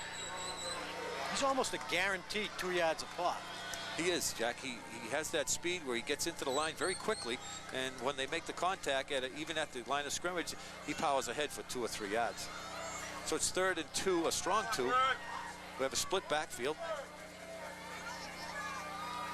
It's a straight dive, the man up the middle, and he has enough for 1st down. I believe that's early again, or was that 33? That early again. It was early. Up the middle for a gain of 3 yards. Again, a 1st down for the Red Raiders. Ball's down on their own 37-yard line, 1st and 10. And if they're willing to get the 3 or 4 a pop, the fact that their offensive line right now is playing a great game. I'm talking about Fitchburg. They can just drive this ball on 4 downs every time. Mazzardo was on a stunt. Great job by number 67 for the Blue Devils. Peter Ganatis. I took the word right out of your mouth. Well, that's not his name. I've learned that. Coaches told me how to say it today. How do you say it? It's Gunaritis?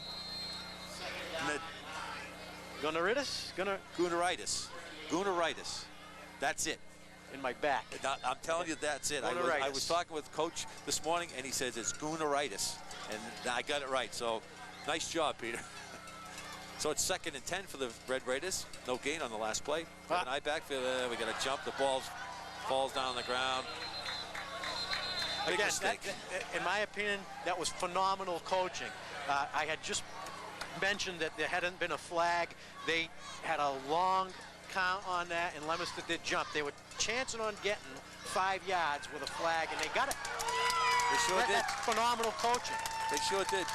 The nose guard for the Blue Devils jumped on the cadence, made contact, and it was unfortunate too because the snap came up. The ball fell out of Early's hands. He had to drop back. It would have been a loss on the play. So instead of being 2nd and 10, it's now 2nd and 5. 2nd and 5. Ball's down on the Red Raider 43-yard line. 2nd and 5. 3:03 to go in the game. So the first man through fakes the pitch to Early. Again, this guy for the Red Raiders, number 33, is Eldridge Wright. kind of, you know, you never hear of the guy a lot, and today, boy, he's really taking his brunt of the ball and moving it forward, taking the heat off early, and every time they start the key back on LHS right, and early breaks a long one. So it's 3rd and 1. Again, a 3rd down and a chance for a 1st down for the Red Raiders. Excuse me. See what the Blue Devils can do with the defense. The Blue Devils seem a little baffled. Defense is kind of milling around. Let's see what happens. 3rd and 1. Fitchburg comes out. We have a split backfield. It's a quarterback keeper up the middle. Some action going on. Number 18 for the Blue Devils was trying to be blocked. That was Matt Akey, and decided that he had enough and just put the guy on the ground. It's going to be close to a 1st down from our vantage point. They probably going to have from to my vantage point, again, you know, I'm biased. I'll admit it to anyone. That spot of the ball was a Fitchburg spot. It could have gone back further. I saw, you know, I was also hoping that another flag didn't go up on an inadvertent face mask, which you know, if it was the last game we were at, 2 flags would have went up. I'm glad they didn't call it. Yeah. Well, they did get enough for a 1st down. It's 1st and 10, ball sitting on the Fitchburg Red Raider 49-yard line. 1:53 to go in the 1st half. Early up on the center, we have an high backfield. It's a pitch to Early, coming to the left side. He's going to throw the ball. He's going to throw the ball. This ball could be picked off. Cordio's in the middle. That could be a fumble, and it's an incomplete pass. Incomplete pass. What's the ruling on that? Do they have to have complete possession before they go down? They have to have possession, and they must control the ball even after hitting the ground. Okay. That's a new rule this year, is that if you go down with the ball on a catch and you hit the ground and the ball pops out, it's incomplete. I think they tried to do that to eliminate the fact that did the ground cause the fumble. I'd like to see a replay on this if we could get one. You could see Early setting that up from here, and he threw the ball down the field pretty well. Hey, there's some LHS guys. Here's the replay. Let's see if we can catch this. If you notice that Early comes out, he's not in his running style. He's got that ball out front. He sets up the throw. Here's a great coverage. And there is a... Yeah, he never had control of that ball, so incomplete pass is going to be 2nd and 10. Minute 40 to go in the 1st half.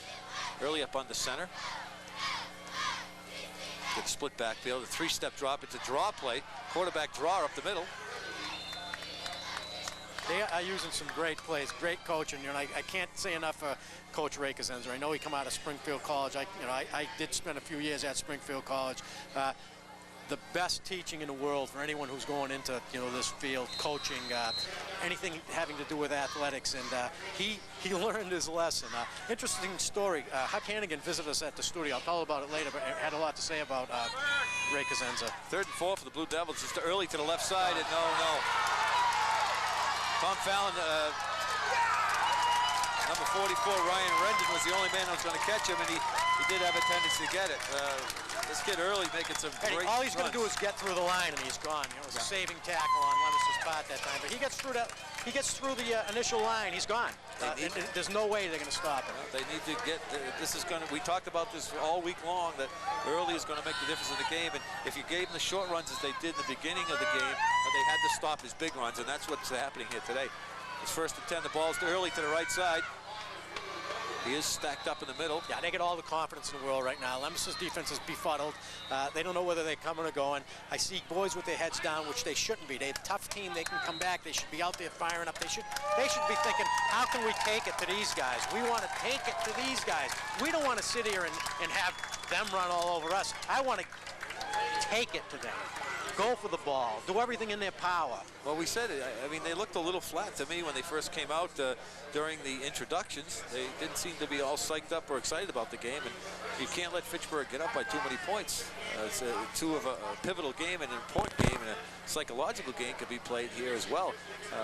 There's 50 seconds to go, a little bit over 50 seconds, unofficial time on the clock left in the 1st half. Even though Leominster is a 2nd half team, I mean, if Fitchburg scores right here, it puts them in an awful position. I mean, if they can outscore Fitchburg 2-1 in the 2nd half, they're still going to get beat. Right now, they have to stop them. There's no ifs, ands, or buts about it. They have to stop them here. It's going to be difficult with the ball sitting down. This is on about the 7-yard line. Fitchburg can get a 1st down. 2nd and 6, so they should get a 1st down. They can before they get into the end zone, but see what happens with the ball. Fitchburg's got to put a stand here. They need to stop Fitchburg to go in, being down. by 16 points is going to be tough. Blue Devil defense is kind of baffled, as you said, Jack. They kind of standing around, not really. They've spent a lot of time on the field right now, too. They have, yeah. It takes its toll on you. I mean, you get a guy in the backfield that if they get tired, all he's going to do is get through the line of scrimmage and he's gone. So 2nd and 7. The ball is early to the left side. He's walking into the end zone. Big holes opening up on the left side of that time. Huge holes being blasted in that line. I mean, Early had 3 seconds before he even started moving. They gave him the ball, and he drove through. Fitchburg, well, we had a little discrepancy whether the ball was in the end zone or not, but the sideline judge did give the signal when he came in, and they just had to reaffirm that. It was a touchdown for the Blue Devils, so with 45 seconds to go in the first half, it's 18-6. Fitchburg coming out to do a conversion. I don't know which one they can do. This Early has been running wild again for a 7-yard touchdown. Well, the Blue Devils have got their work cut out in front of them for the second half. They need to come out. They are going to be kicking the ball to the Fitchburg Red Raiders. Raiders come out for the 2-point conversion. Early up under center. It's a quick pass to the inside, to the back in the slot. Came out, he was open. Wide open. Ball thrown a little too high and too hard, incomplete. With 45.3 seconds to go in the first half, Fitchburg 18, Blue Devils 6.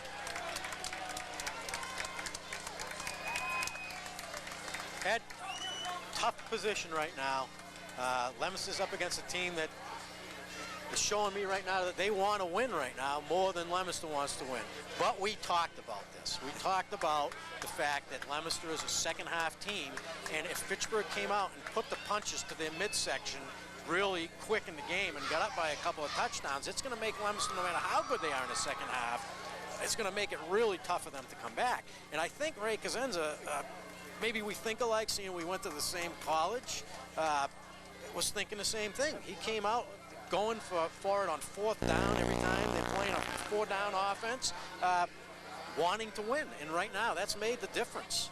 Well, he rolled the dice on that one play early in the game, but it was 4th, and they were deep in their own end zone, pulled it off, and that kind of led the charge for the Red Raiders to keep this ball moving, and they got psyched about it. So now they're kicking off to the Blue Devils. Ball's a squib kick down the middle. It's taken by Tom Fallon. Off the arm, Tom Fallon's trying to break to the outside. He cuts back to the left side. We do have a flag coming down. Tom Fallon taken down on his own 30-yard line. There is a flag on the field. Let's see what the call is from the official. The preliminary indication is holding against the Blue Devils. So that's going to put them back another 10 yards. Another mistake. Now, Eddie, again, frustration sets in. Kids can get a little, again, overzealous in terms of, like, you know, we don't want to see the penalties start flying at this point. There's no need for it. Let's just hope it was inadvertent. And also the referees, who have been really good. I mean, in a game like this, you got to kind of overlook a couple of little things because, you know, because of the intensity of it. They can't just be flag happy. Flag happy referees in a game like this can ruin it. They can ruin the intensity and pretty much, you know, throw the whole game off whack. We got to hope that they don't all of a sudden become world saviors, these referees, and start going flag happy. Well, I had my one time, and that was it. Number 6 for the Red Raiders coming out on the sidelines, kind of shaken up. It's David Gray. So the Blue Devils take over the ball on their own 20-yard line after a penalty and a return by Fallon. Red Raiders are bouncing all over the place. It's the second man to Cordio to the left side. He's going to gain like 5 yards. It's going to be 2nd and 5. Clock is running with 28 seconds to go. There is a timeout. Fitchburg's ball tackling also. That ball almost came out of Cordio's hand. If they had a replay on it, you might see that Cordio almost dropped that ball. Fitchburg is tackling the ball. At this point, they have nothing to lose. They're ahead 18-6. Let's tackle the ball. If it pops out of you, the next guy will get him. So we'll see what happens with that. So it is a timeout. I believe Leominster called a timeout to stop the clock. Try to get a couple more plays in. 27 seconds to go in the first half. Todd, how they looking over there? Todd might be at the concession stand. Well, his batteries must have died. I don't know. I don't know how he can walk around with all the wireless packs he's carrying. He's got more batteries than Die Hard. Ever a lightning strike, he's a goner. Oh, he's a goner. Got antennas all over. Hope he's wearing rubber soles. So the Blue Devils come out of the ball, 2nd and 5. Should be a flag on this. It is the Cordio to the, Fitchburg to the had right 12 side. men on the field. Well, let's see if we can count. No, they had. He got off. He wasn't even off the field when the ball was snapped. Technically, they had 12 men on the field. I don't know how the refs missed it. Well, maybe they heard you. They want to be flag happy. I mean, when you... Leominster did pick up Cordio on the run, picked up a first down. They did call a timeout, 21 seconds unofficial on the clock. Leominster Blue Devils will be first down, ball sitting on their own 38-yard line. Blue Devils will try to put something together in 21 seconds to see if they can get a quick score in. Here's the replay. Cordio breaking up the middle. Great job, guys. Good camera work, good replay. Cordio dives down and takes the ball down to his own 39-yard line. Good job, guys. Heads up. So 21 seconds to go. Fitchburg leading 18-6. Blue Devils come out trying to put something together in the last 21 seconds. The Blue Devils can move the ball. They just need to step up on defense a little bit more and got to stop this Fitchburg Red Raider team and then take possession of the ball and do something with it. They must be close to timeouts for the Blue Devils. And SWAT is getting the boys together. We have triple left that play to Cordio to the left side. Cordio's going to try to get out of bounds. I believe he did get out of bounds. A great job after pickup. It appears he's got enough for a first down. Let's see what the spot is. And the other side appears that he's passed it. And this is the way that the Blue Devils should be playing, or should have been playing the whole first half, the way they're playing now. I don't know if they're in a hurry-up offense or a modified hurry-up, but right now, with the fact that they threw to the left, ran to the right, they're mixing it up well without mixing it up with the patented. It's a third down. I'm going to throw the ball. Mix up. They can move the ball. Absolutely, Jack. They have the horses. They have the plays to do it. It is a first down for Leominster. The spot was. It gives them a first down. They did take a timeout to stop the clock. Unofficially, 11 seconds to go in the first half. Ball sitting on the Blue Devil 49-yard line. Officials are up talking about something inside. Oh, they did call a timeout. Okay, one of the officials called the timeout. They moved the chains, and then they said it wasn't the called timeout, but now they do say it is a timeout. So I don't know who's who. Pretty much here. we get one more play here, I would say. Well, let's do something with the ball. Let's put it up in the air and see what happens. Go for the pay dirt. At this point, you have nothing to lose. It could be a backbreaker. They intercepted. They're going to be deep in their own zone anyways at this time. And with 11 seconds to go, if that is the official time, the Blue Devils have got to make something happen here. Everything's getting flat. Crowds are getting out of the game. It's very quiet in the stadium today. When Fitchburg takes over the ball, it really gets noisy on this side, but the Blue Devil fans are relatively quiet. You're rather subdued. That's a good word, Jack. Very nice. That's the word of the day, subdued. Subdued. So the Blue Devils did take a timeout. They want to talk it over. It must be kind of tough to speak up in choruses of cheer when for a number of years you've been beat up by the bully in town. And right now Fitchburg is playing the role of the bully. Absolutely. The only way to take on a bully is to go nose to nose with him. My father used to say if a bully picks on you, break his nose with the first punch. And then run like you'd win. So the Blue Devils come out. It's 1st and 10. Have a single back. They're going for pay dirt. The ball is thrown by SWAT, and it's going to be overthrown and intercepted. It is intercepted back on the 10-yard line of Fitchburg by number 80, I believe, for the Red Raiders. That is T.J. Logan. So with 4.2 seconds to go, the Red Raiders take over. And, I guess that was the quarter. That is the quarter. So an all-out play for the Blue Devils. A great try. Throw that ball down there and see if we can get a tip or a touchdown. The clock did run out, and that is the end of the first half. Let me just go over this real quickly. It's not a lot that we can deal with in the first half. And then the Fitchburg Red Raiders came out in the first quarter, 46-yard run by Early for a touchdown. Late in the first quarter, Early again for 52 yards. And late in the second quarter, Early again for a 7-yard touchdown. The Blue Devils came out with a 3-yard run for Bizzotto for a touchdown, and that's where the score is locked up, 18-6 at this time. We are going to have a halftime production by both teams. We have cameras that are going to be out there with the bands. We'll have Todd down there. We'll have some interviews when he's ready to go, and we hope you enjoy the half. It was an interesting half. Ed, any like observations? I'm static. Any observations in terms of what you saw? Well, I'm a little concerned when the Blue Devils came out. Kenny, how are you? Nice to see you. Happy Thanksgiving to you. I was a little concerned, and I said at the beginning of the tape that the Blue Devils seemed kind of flat as they came out when they were announcing. I haven't seen the intensity that we're used to seeing on that defense or the offense.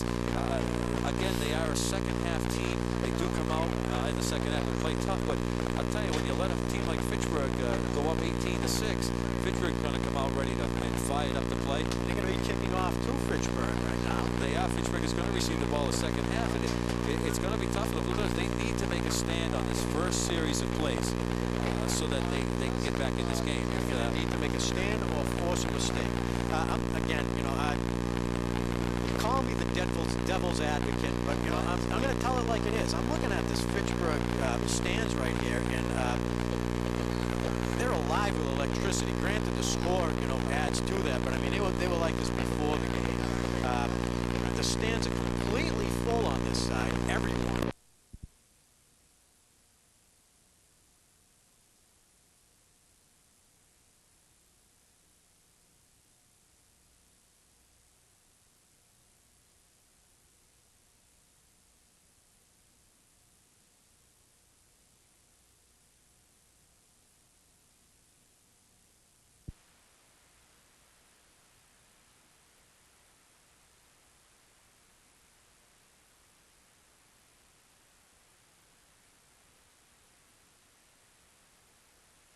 Todd back in the booth. Hey, how you doing? Good, Todd. How are you? Walk off the field, Coach. Chris Young and Coach Dubzinski. Very interesting thing. Coach Young says to Coach Dubzinski, been down 6 times in the series before, and they've come back and won it.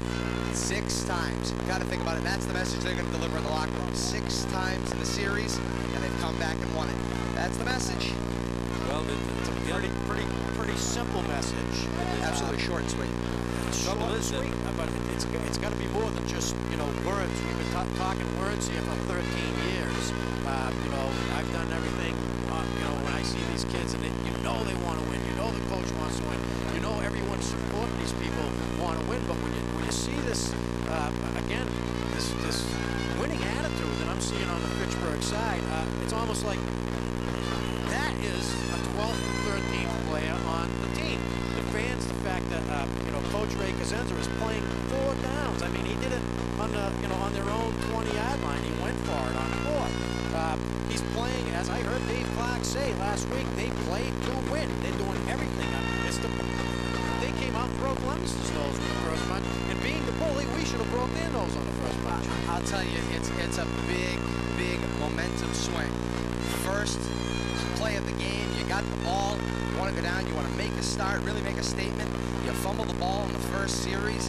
I think I was talking with Blake Curry from last year. That's 3 of the last 5 years, I believe. We've fumbled the ball on the opening possession or given the ball away on the opening possession. That's a tough statistic. That means you're playing an uphill battle right from the start. Now, how's Blake's attitude in this? I can imagine if he could find blue and white uniform, he'd probably be right out there on the field. Absolutely. I think all of us really feel like, we wish we were in the action in one way or another.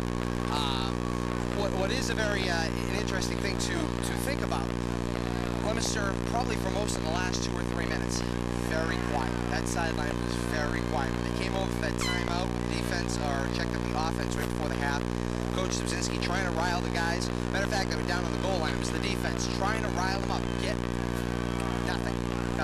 You couldn't get it from the sideline. The guys on the field are trying, but they're not getting any support from anywhere else. Well, coaching staff said there, but nobody else. I said that in the beginning of the game that they came out and they weren't the Blue Devils psyched up on Thanksgiving Day morning as it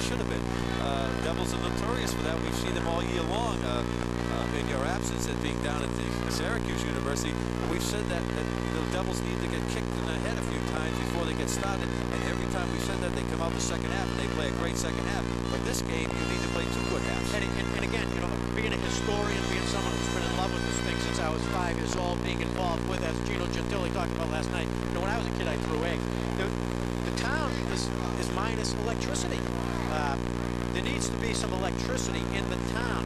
I mean, it's important. This is, again, a great gift to both towns. It's good for business the night before the game. People come back from all over town. The restaurants are packed, the bars are packed. It's a great thing. The electricity has to represent itself in the town of Leominster. I know a win would help, but I think also that electricity would help get a win. We've got some dignitaries into the field. Dignitaries. One of them is my boss, so I've got to get him on the TV. Matter of fact, we should talk about one of them. It was a mail last night who graciously sent us some pizza from Papa John's during our live talking show. And the mayor, I heard, was instrumental in arranging for the delivery of that pizza. Well, we'd like to thank him, and I'm sure Todd is. We're going to give Todd his interview signed with the two mayors, Mayor Mylott and Mayor Mazzarella from Leominster. Welcome aboard, guys. Thank you very much. Joined now by Mayor Dean Mazzarella of the city of Leominster and Mayor Mylott, city of Fitchburg. Gentlemen, of course, you guys have got an interesting little relationship here, a rivalry in the front offices too, perhaps. Yeah, we've had a well, I've been mayor now for 10 years. I'm kicking on my 11th game, and we're going to pull this off, Todd. I assured the mayor that he will be paying the debt, and very soon, so yeah. And of course, Mayor Mylott, this is your second or third game as mayor? You guys have been on the winning end. My second game as mayor. It's going to be my second win, and the mayor will take me out to lunch, and I'm very happy about that. Second half here, we're going to see good football. Very calculated, very few risks. You're going to see a different ball game here when they come out of that. Now, I know every year you guys make a friendly bet of opposing things. Sometimes it's bread, sometimes it's lunch. What was it? I mean, I know you've been stuck on that poor losing end. What are we up against this year? First of all, we're going to be, whoever loses will wear the winning uniform, and we'll ring the bell for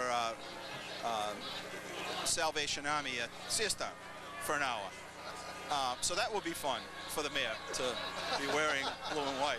And we have things like Roma Bakery bread and Panera bread and some food and flowers for the staff at City Hall, the clerical staff at the mayor's office. What else did we throw? Oh, lunch and favorite location for chocolate chip cookies. That's always favorite of mine is the chocolate chip cookies. So a lot going on. I just wanted to take a minute to thank everybody. Leominster Access TV. A number of people can't get here.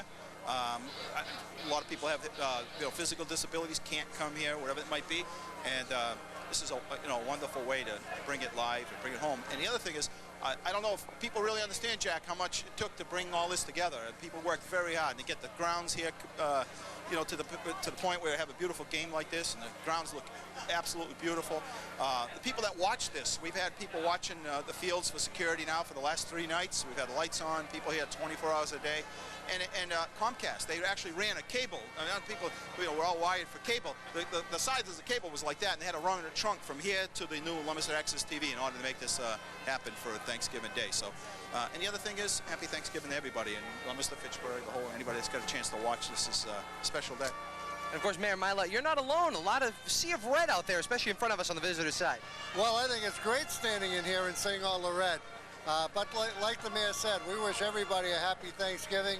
We're here in good fun to have a great day. We thank everybody for all the good things that we have in both of our cities, and it's a sign of our friendship, notwithstanding the rivalry that goes on for 120 years. Gentlemen, thank you very much. And Mayor Mylott, I hope to see you at Searstown sometime soon. I will be there. I'll be wearing red and gray, though. Gentlemen, thank you very much. Guys, back to you. Thank you, Todd. Thank you, Mayors. Nice to see both of you here today. Great time. Mayors have a lot of fun with their bets every year. I almost, tie me down. I was going to say, take him out to lunch. I would bring him to McDonald's. I think they have a predetermined lunch date somewhere. Force him to eat a jar of lupini beans. Oh, we'll get back to lupini beans. It was nice to see both mayors here. Blue Devil, Fitchburg High Band is just finishing up their selections. Of Leominster High Band is out getting set up. I know we're going to send our camera guys down and get a little bit of coverage for them. When they do come out, we'll turn the cameras loose and we'll listen to them. Again, the first half, Jack, we've talked about it many times now, and so far the Blue Devils need to change a lot coming out.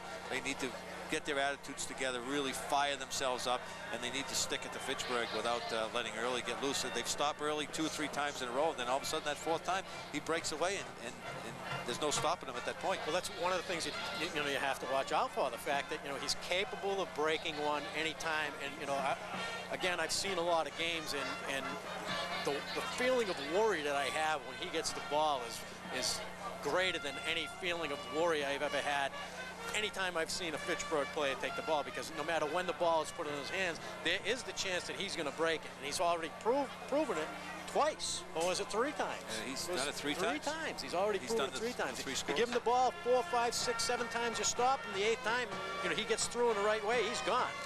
So again, that puts Leominster in a precarious situation. 4 downs. They're going to give the ball to him 3 out of 4 times. So say he breaks 1 out of 10, he's going to carry the ball another 30 times in this half. They give it to him every time. Chances are he could score another 3 touchdowns. So that makes Leominster have to score 5 to tie, or 5 and get extra points and hold Fitchburg to win. It's a tough position they're in right now. Coach Cosenza did say in the paper that there's question about it, that he will go with Early, and he was going to run with Early. The trouble that the Leominster Blue Devils are having at this point is that Coach Cosenza has crossed the lines on them a few times, where now the coaching staff has got to think, well, what is Coach Cosenza going to do? Not that we have to worry about Early running, because we know he's going to do that, but what is Coach Cosenza going to do? And he set that up with that 4th down, with that snap too early in the backfield when they were deep in their own end zone. So now the Leominster coaching staff has to think on the 2 planes at a time, rather than just on the early running and blocking. Now they got to think of what Coach Cosenza is going to do, and he's famous for that. I had the chance to coach with Coach Cosenza over at St. Bernard's. We were teaching together at one time, and he was just green out of college, and at that time he had some fun with the freshman team, and he did a real good job. But he's not a traditional type of coach. He changes things up. He takes chances. They always seem to work out for him. It says a lot for the, again, I'm going to go back to the Springfield College teaching philosophy. And if you look at Leominster High School football, Coach Huck Hannigan came out of Springfield College. And if you think back to a game, I'm going to say it was in the mid-60s, maybe 67. Again, I think Fitchburg was favored, but Huck Hannigan pulled some fast ones. He changed John Ulecki from a tackle to a tight end and caught Fitchburg unprepared, for a tight end, and they won the game. Springfield College, Coach Ray Cosenza, Springfield College, pulling the fast ones. There's a connection there. I mean, these guys know how to take advantage of a situation. What are you pointing at? I'm trying to get below the camera to tell Ross to go up and direct that camera, because we got to send our other guy out in the field. So we got, when you leave the window open, things really start blowing in. I got a friend of mine, Pete McNamara, just coming in. How are you, kid? Nice to see you back. You back in the country? Just back. They let you out? Come to see my nephew play. Ah, no, that's right. Yeah, nephews are playing. What number? Number 70. Oh, well, you know who he is. Well, we want to go to the band. Leominster's band has worked really hard. They're going to do their little halftime festivities here. So why don't we turn it over, and if we can communicate with the guys out on the field who have our wireless cameras, and see if we can get some great shots of the band. Take it away, Leominster High School Marching Band. We have a wireless behind us.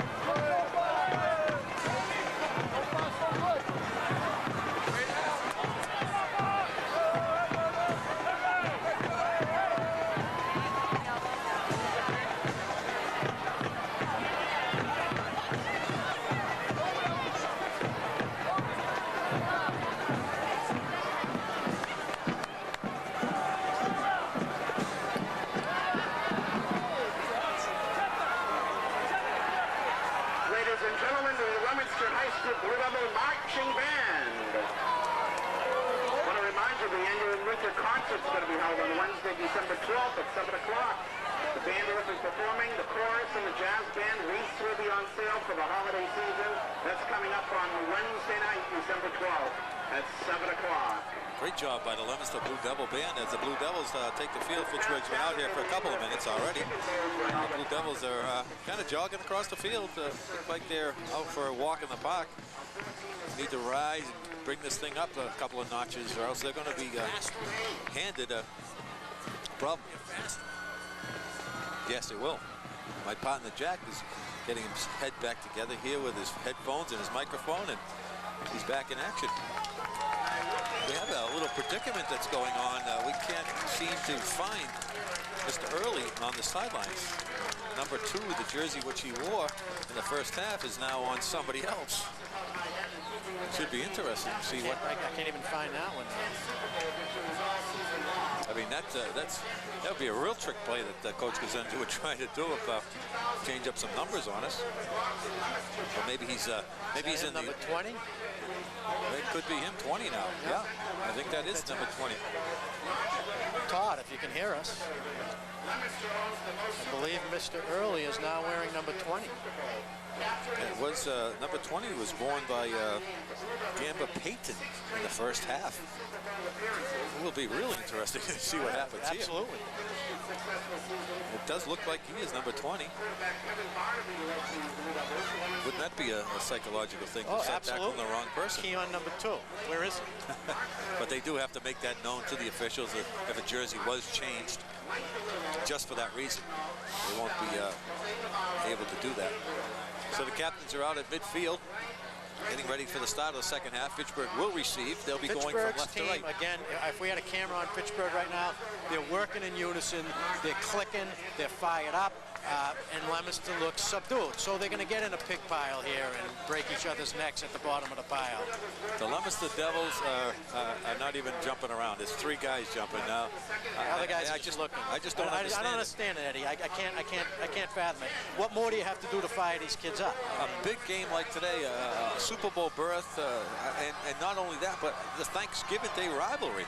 It's been 5 years now that Leominster has not won this game. We need to kind of boot these guys around and get them going.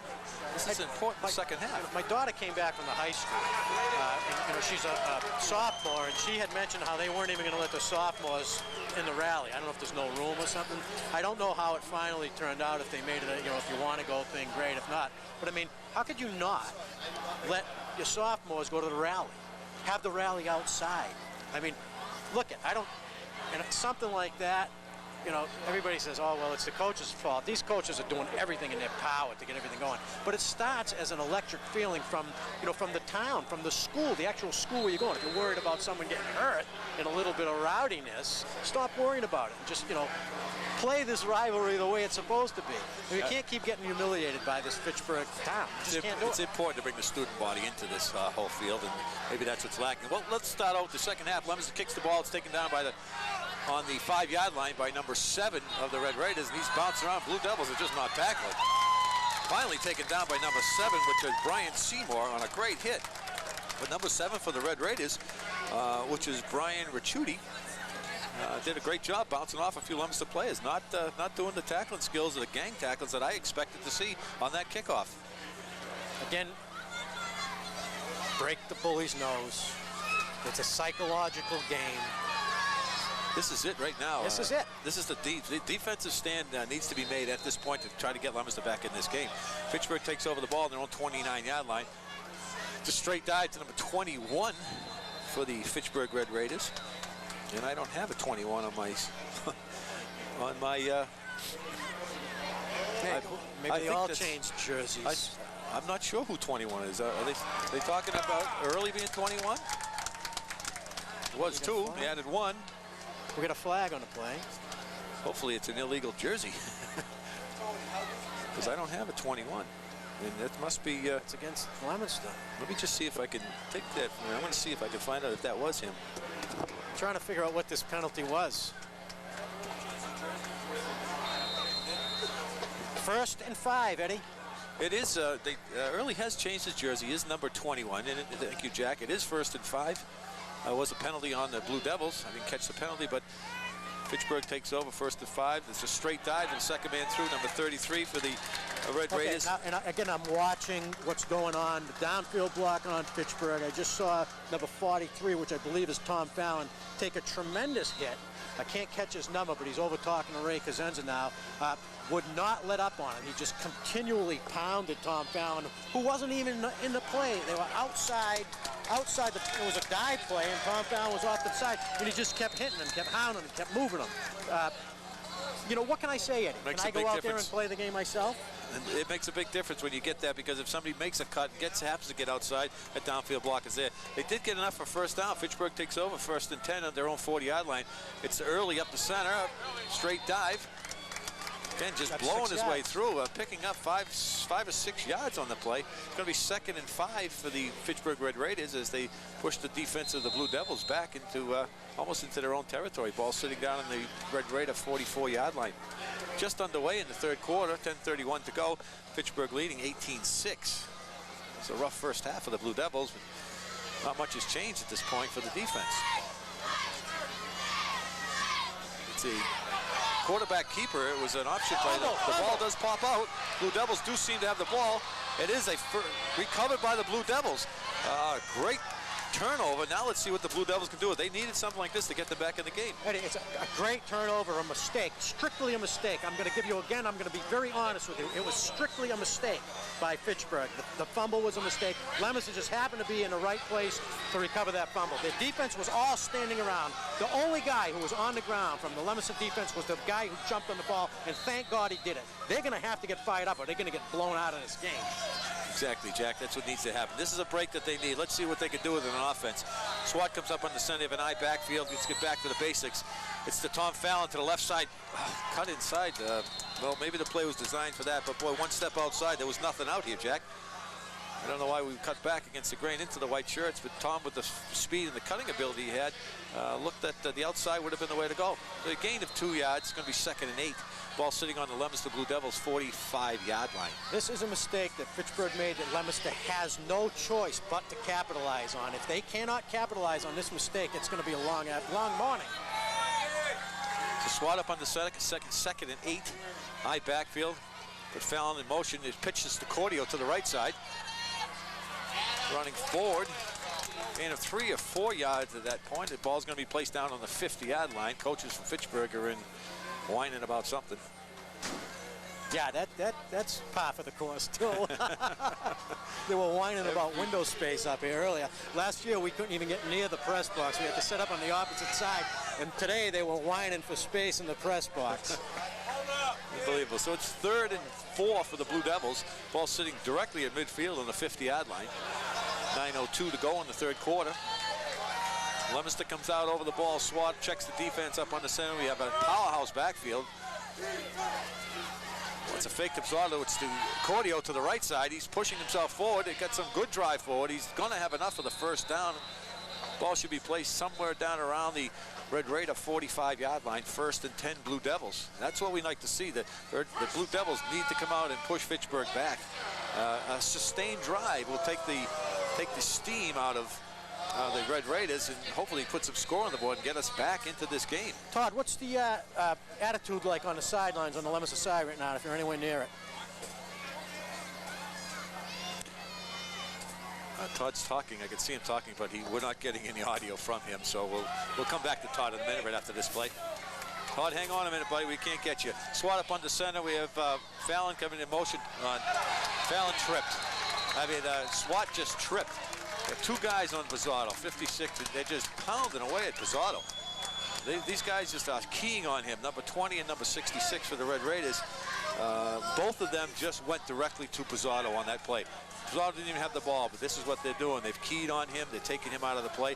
And the quarterback, Chris Swat, just happened to trip and get his feet caught and fell down for about a 9-yard loss. It's going to be 2nd and 19. They're all looking towards the sidelines like they're waiting for somebody to tell them what to do. It can't happen. They have to take it under their own wings right now and beat the guy in front of them. Swat up on the center of an eye backfield. Cordio in the slot. It's a pitch. Cordio is just, well, I'll tell you, you know what, Jack? It appears to me that the Fitchburg Red Raiders have just stolen the Leominster playbook. They were sitting perfectly in position for that ball, for that play, whether they seen it or not or whatever happened. But somebody did some scouting, boy. That play just went nowhere for another loss. Now, looking down at the far window here, there's 4 Fitchburg coaches. I know they've got a huge entourage of former players that do scouting. As a matter of fact, they were even out scouting last night. They were scouting the Springfield team that the team from the winner of this game will play in the Super Bowl. They were out scouting them last night. So it's 3rd and 20 for the Blue Devils. Ball sitting in their own 48-yard line. Swat out back to pass, looking for DeLillo. A great hit. Number 21 for the Red Raiders. This is not DeLillo, but that was Jonathan Rodriguez. Made a great catch. Great catch. Up in the air and taken down by number 21 of the Red Raiders on a tough hit. And I don't have 21, so we'll just call him 21. I believe that was number 21. That is that's early. Well, I can't remember his name. Late. We'll call him Late. Raymond Late. He wasn't late on that hit. Yeah. And he's not late on his feet either. Pickup of 10 yards. It's going to be 4th down. Blue Devils will punt the ball, being kicked about the 50-yard line. Adam Cordio kicks it up. You know, the Blue Devils aren't even running down the field. Nobody. That ball should have been down where it hit the ground. It took a bounce backwards, and not one Blue Devil was down there to stop that ball from coming backwards. I did not see one person running down the field. Eddie, they're going to have to chain us down. Let's see if we can find Todd on the sideline if his microphone's working. I want to know what the attitude's like there, Todd. The attitude up in his press box right now is we're ready to go on the field ourselves. Todd, you there? Well, I think he's got a low battery or he got shocked. One of the two. Well, we'll get him back when Todd, when you can jump back in, jump right in. Jack, that really surprised me. I looked and people were walking down the Nobody field. There. Look, I mean, what do we do? Well, Fitchburg comes out over the ball. The ball is given to Early. Todd's working. I can hear it now, right in my ear. Early up over the left-hand side. Gain of 6 yards. It's going to be 2nd and 4. Sorry about that, guys. Am I all set now? There you go, Todd. Great, Todd. All right, small technical difficulty. Yeah, no, they are down and out right now. As Jack said, you know, ready to go out and grab a helmet. I'm right behind you, Jack. No, they're down and out right now. The offensive line on that last series not making their blocks. They've got to pick themselves up. They need a big play. Fitchburg comes out over the ball. It's Early again to the right side. And he says, well, offside again. Now, Leominster's got to. You can't advance a fumble, so it is Leominster ball. They seem to be getting psyched up a little bit now. Number 40. Tim DeLillo put a hit on Mr. Early that was like a collision of Mack trucks. Early bounced right back up. He's a tough kid. Another mistake. We got another mistake by Fitchburg. This mistake was forced by that tremendous hit. Great hit. Forced the fumble. John Ciccone, an injured player for the Leominster Blue Devils. They have to capitalize. They had to capitalize on that last one. This is their second opportunity within the first few minutes of this quarter, and so far they've done nothing on those mistakes. Fitchburg's turned the ball over twice. They need to put the ball in the end zone. If this doesn't psych your team up when you pop early and that ball flies out of there and you get the ball, you've got to get psyched up to take it. The ball's going to be down on the Fitchburg 34-yard line. 1st and 10 Blue Devils. 5:26 to go in the 3rd quarter. Let's go Blue Devils. You need to move that ball and do something with it. Powerhouse backfield. Swat up under center. It's a fake to the 3 backs inside. He's got DeLillo wide open. He threw the ball up in the air. DeLillo ran under it, caught the ball. A great pass and a great catch by Tim DeLillo down on the 5-yard line. Now let's see what the Blue Devils can do. This opens up the game. If they can continually do things like this, 1st down, a long pass, great catch, great throw, right on target. Let's see what we can do. We got to bring it in this time. The last time that Leominster was down in the red zone, Fitchburg held him. Eddie, hold me back, hold me back. Well, Jack, I think we're both getting pretty psyched up in here. Let's hopefully the Leominster Blue Devils can stick this in the end zone. It's 1st and goal from the 6-yard line. Squad up under center. We have a powerhouse backfield. It's Bizzotto to the right side. He's digging back and forth. He's close, but he's going to be just about probably 1 yard or a foot short. So it's going to be 2nd and a foot for the Blue Devils to pay dirt. You got a camera down there, that end zone? We've got we got one down on about the 20-yard line. I can see it. So it is on the 1-yard line. 2nd and goal from the 1-yard line for the Blue Devils. This should be a no-brainer on this play. This ball should be stuffed in the end zone without even a question. Let's see what happens with the Blue Devils. Powerhouse backfield. Offside. Jeez, we got out. We have motion penalty. Bizzardo jumped early. There is a penalty. Oh boy. The fans are having fun with our PA announcer. We do have a motion penalty against. It's going to back him up 5 yards. Going to be a lynching over here pretty soon. Now, I hope the fans from Leominster that are watching this game at home instead of, in the comfort of their little couch, instead of being out here at this beautiful day, can see what the Fitchburg fans are putting us through. They're phenomenal fans. They're so much into the game. I'm embarrassed right now. I'm standing up here and I'm surrounded by Fitchburg people who are in this game. There was more cheers from the Fitchburg side when the flag went up than there were cheers from the Leominster side because of the touchdown. Second and goal from the 6-yard line. Ball is to the right side. I think that was Cordio. Just checked before he...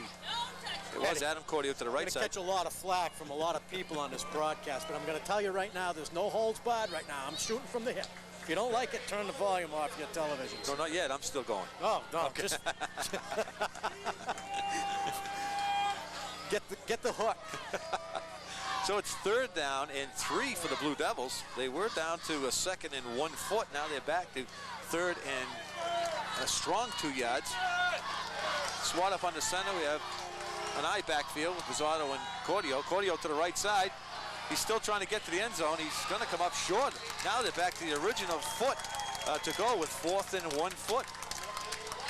The Blue Devils need to punch this in.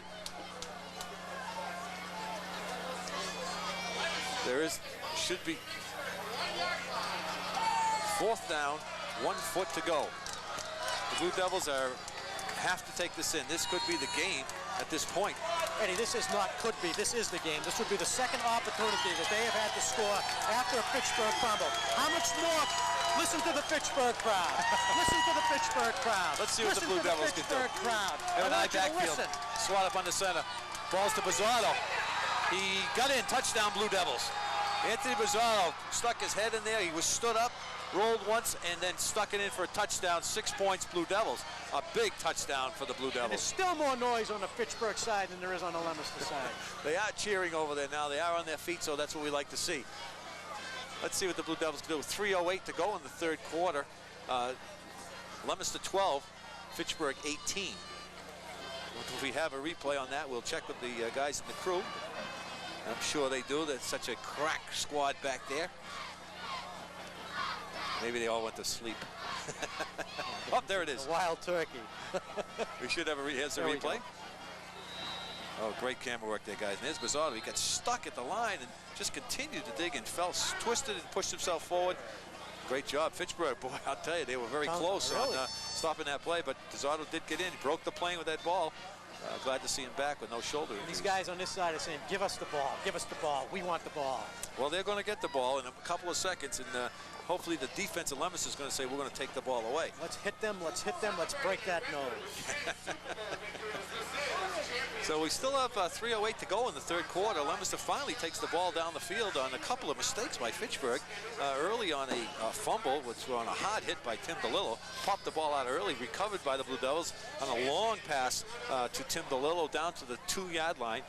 They lost some yardage on a motion penalty when it was 2nd and 1 foot. And then they brought it back down, and Anthony Bizzardo stuffed it up the middle for a 1-yard touchdown. To leave the score at 12-18, Fitchburg 12, Leominster. Leominster comes out for their conversion. It was a timeout call. They wanted to talk it over what they wanted to do. At this point, 2 points or 6 points, 2 points or 1 point won't make much of a difference. It's not a field goal, and you still have to score again. So let's see what happens with the Blue Devils. They've made their decision. It appears they do have Cordio in, who does the kicking. Bizzardo does the snapping, but Bizzardo seems to be in his fullback position. Let's see what happens. So SWAT's checking Bizzardo. They have triples. Well, they had triple, right? Cordio seems to be confused on what play. You have the split back. The ball is open in the middle. It's a Bizzardo in the flats. Bizzardo drew it in, a great pass by Chris Swat and a great catch by Anthony Bizzardo. Swung Bizzardo out of his backfield position into the flats, lofted the ball over the defensive halfback, and Bizzardo caught the ball, went down the end zone for a 2-point conversion. Again, a great play, and I don't want people to misconstrue where I'm coming from on this emotional outburst of mine. I'm not coming down on the coaches for Leominster. That was a great coaching call right there to get that 2-point conversion. I'm coming down on the support that this team has. I mean, you get parents out here, you got to get the city behind these kids. You got to get everyone in the city behind them. You got to start at the school, Eddie, at the high school. They should be 100% behind these kids all year long. Yeah, that was a great pass and a great replay. Anthony Bizzardo making a great catch. Swat lofting that ball just up high enough over the defensive halfback for the 2 points. A great job. Good job back at the studio, guys, on that replay. Todd, you got anything down the sidelines now? Yes, actually, if you haven't noticed, last couple of plays, John Ciccone back in the game, slight cut above his teeth. He will continue to play, and they'll take care of it after the game. One note, though, Jack, to defend the crowd that is here, the Devil crowd has come back to their feet. Devils need to continue to have a big game in this point in the third quarter. If they can keep the crowd in the game, they will stay with this team. Well, Todd, it took Jesus Christ rose Lazarus from the dead. Let's hope that some of those prayers have raised this crowd from the dead. Yeah, I know. Hopefully the Devils can make a big defensive stand here and keep the crowd. Oh, boy. Leominster Blue Devils kicked off to the Fitchburg Rivalry. Ball was taken down on the 10-yard line, fumbled, dropped a little bit by Early, then brought back to the Fitchburg. Appears it's going to be set down on their 32-yard line, 1st and 10, Fitchburg. 3:01 to go in the third quarter. Score is now 14 Leominster, 18 Fitchburg. This is going to be a big defensive series for the Blue Devils. Leominster's in a good position as far as points on the board with that 2-point conversion. Just had my picture taken. I'll smile and calm down now. Ball's to Early to the right side. Makes 2 cuts. Taken down high, and it better not be a face mask call. That was a nice high. It was a high tackle, but it was fine. Guys, get the replay ready on that back at the studio so we can 54. show these fans out in front of us that that was not a face mask. 54, John Ciccone, just kind of what they call a clothesline. Yeah. That was created by Early himself, making a cut back inside. Ciccone had to reach out and just had to grab a hold of something. That was a Ralph Case crossface. 2nd and 8 after a gain of 2. Fitchburg comes out. High backfield. Twins left. It's to the first man through, the halfback, and he's going right up the middle. Going to be short of the first down. It's going to be 3rd and 2. They seem like they're a little bit better fired up right now. They have to maintain. They need to stop. They need to stop this series of downs. We're looking at 4 downs, Eddie. I'm not putting it past Ray Cosenza to go for it again on 4th down. I mean, they got 2 yards to go on 4th. We have a replay, and this is the play to Early to the right side. And here's what is not a face mask. Right there, you can see it. He just grabbed the upper part of his shoulder pads and dragged him to the ground. Great job, guys. Good camera work, guys. So with 3rd and 2, ball sitting on the Fitchburg 41-yard line. It's Early to Early. He's gone to the right side. Took a tough hit, but probably got just enough to make a first down. He is quick. He starts those feet moving, and within 1 step, he's at full speed, Eddie. And that's the key. Leominster did a good job on holding him back, but you can't let him get to the line before you hit him once because he's always going to get that 2 yards. You have to stop.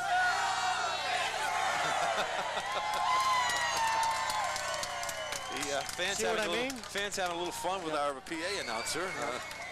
So it is 1st and 10, ball sitting on the Fitchburg 45-yard line. Ball is loose. It appears that Leominster's pointing, but the official says 2nd down. So Fitchburg must have retained the ball. Would have been a big turnover at that point. It is 2nd down, a loss of 2 yards on the play. It'll be 2nd and 12. But Fitchburg's offense has got the heebie-jeebies right now. They're missing that ball here and there in those handoffs. Well, the Blue Devils have, making a few good hits and making a stand here. Hopefully they can continue this and get the Fitchburg ready to stop to get the ball back. Early up on the center. High backfield split left and right. It's the 2nd man, which is Early to the left side. Oh, boy.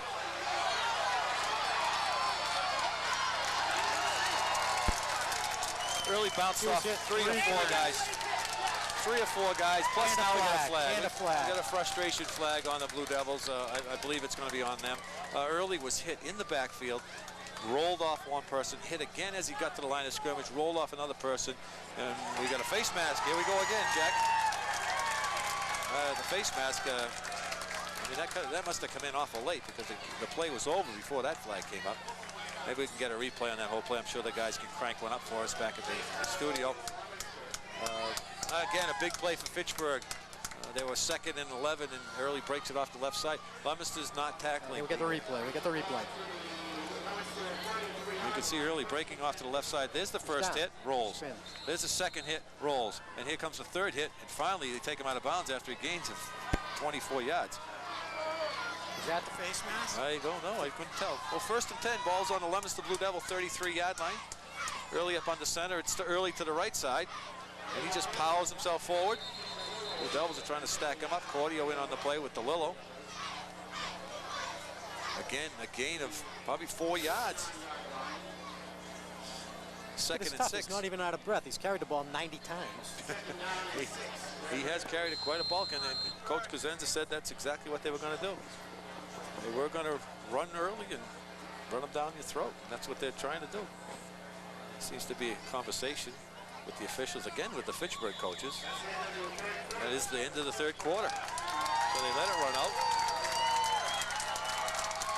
So the end of the 3rd quarter, we stand at Fitchburg 18, Leominster Blue Devils 14.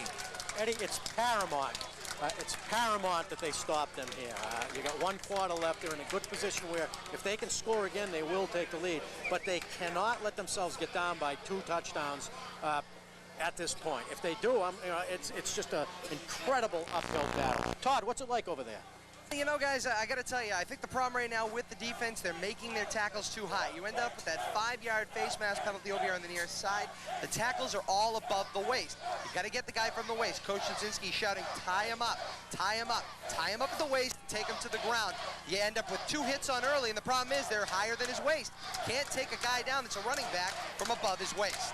Back to you guys. Thanks, Todd. We've talked about that quite a few games this year, that they were running into people, trying just to knock them over and not wrapping the arms up, not holding on and letting somebody else help out.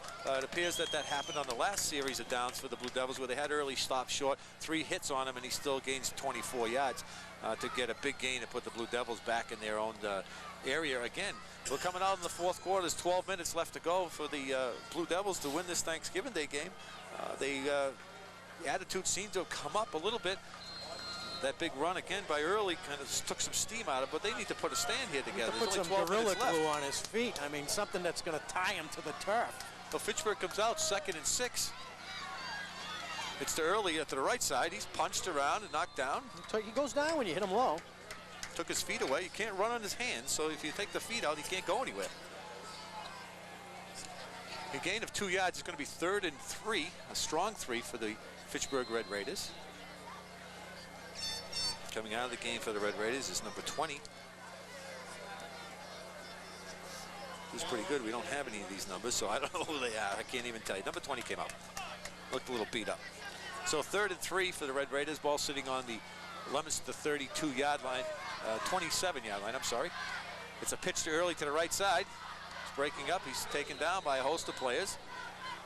In on the tackle is DeLillo, 85, number 18 for the Blue Devils. Matt Akey. It's 4th and 1. Big stand for the Blue Devils here. How's your confidence level? Big stand for the Blue Devils here. I see Early going to the right side, off tackle, and in situations like this before, when Leominster's looking to stop him at the line of scrimmage, there's always that chance that this guy gets through the line of scrimmage and he's off to the races. It's 4th and 1, so they've got to go for the first down here. It's probably going to be Early to the right side.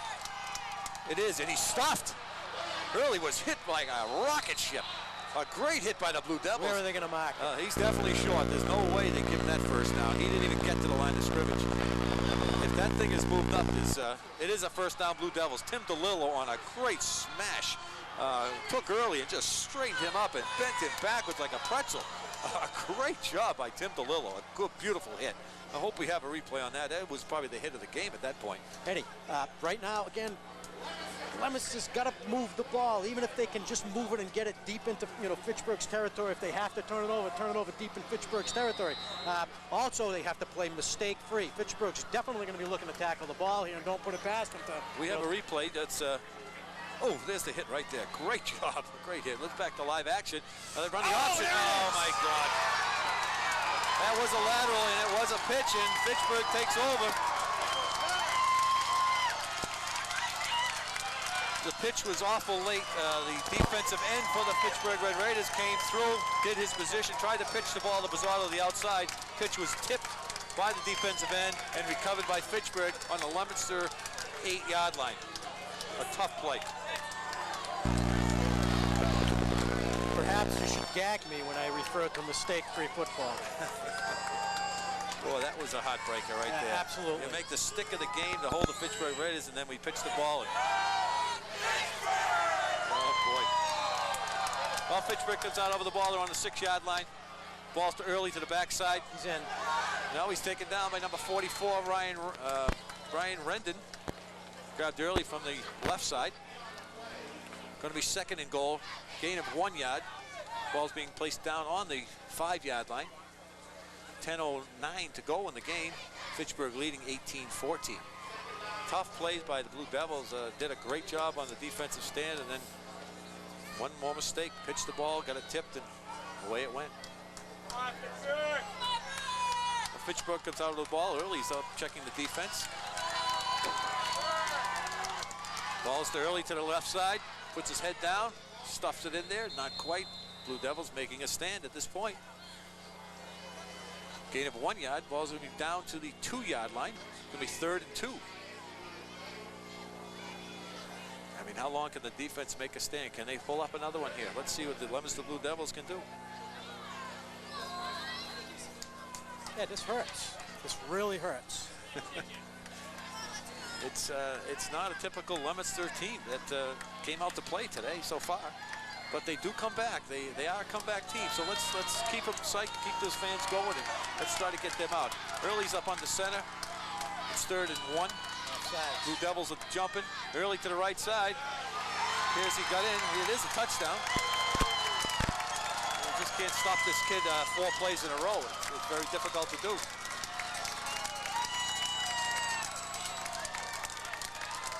So early on a 2-yard plunge brings the score up 24 Fitchburg. And now we're 2 touchdowns 14. away.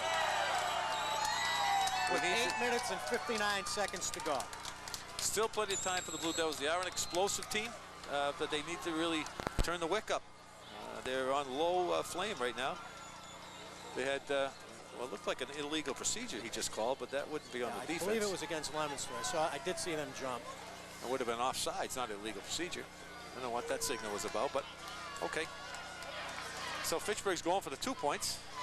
Early's up under center. Early in the backfield. It's going to be Early trying to scamper through the middle. There's no way he's going to make it. But, you know, Jack, I just saw something that the Leominster player Early was still spinning around in front of him. Wasn't on the ground yet, and he kind of just put his hand on him rather than putting a stick to him. I don't understand it. Well, even if it's not a stick, if you get the guy down, just, you know, again, I got to go stay on top of him. Yeah, just doesn't lay on there. Let him work to get out. I'm puzzled. I'm really puzzled with the intensity of the Leominster Blue Devils.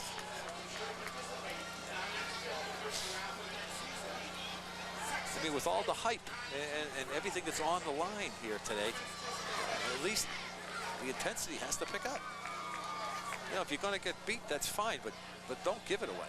Well, Eddie, as far as, like, you know, turning up the intensity now, I'd say it's a little late. You know, the only thing that's going to get them into this game, and if at all at this point, because we're fighting the clock now, any possibility of winning is being able to execute, and they're going to need one huge play here. Not, you know, they've had the 2 fumbles, they were able to bring it in on one of them, but they're going to need a huge play. They're going to need a quick score, a breakaway run. Well, they do have the ability to do that with, you know, with the 3-headed guys back there with Bizzardo and Cordio and Fallon, they do have that ability. And with Swat, the way he's throwing the ball, you know, they may have to change his offense up a little bit and try a couple of different things because they need to do something. The ball's taken down on the 30-yard line.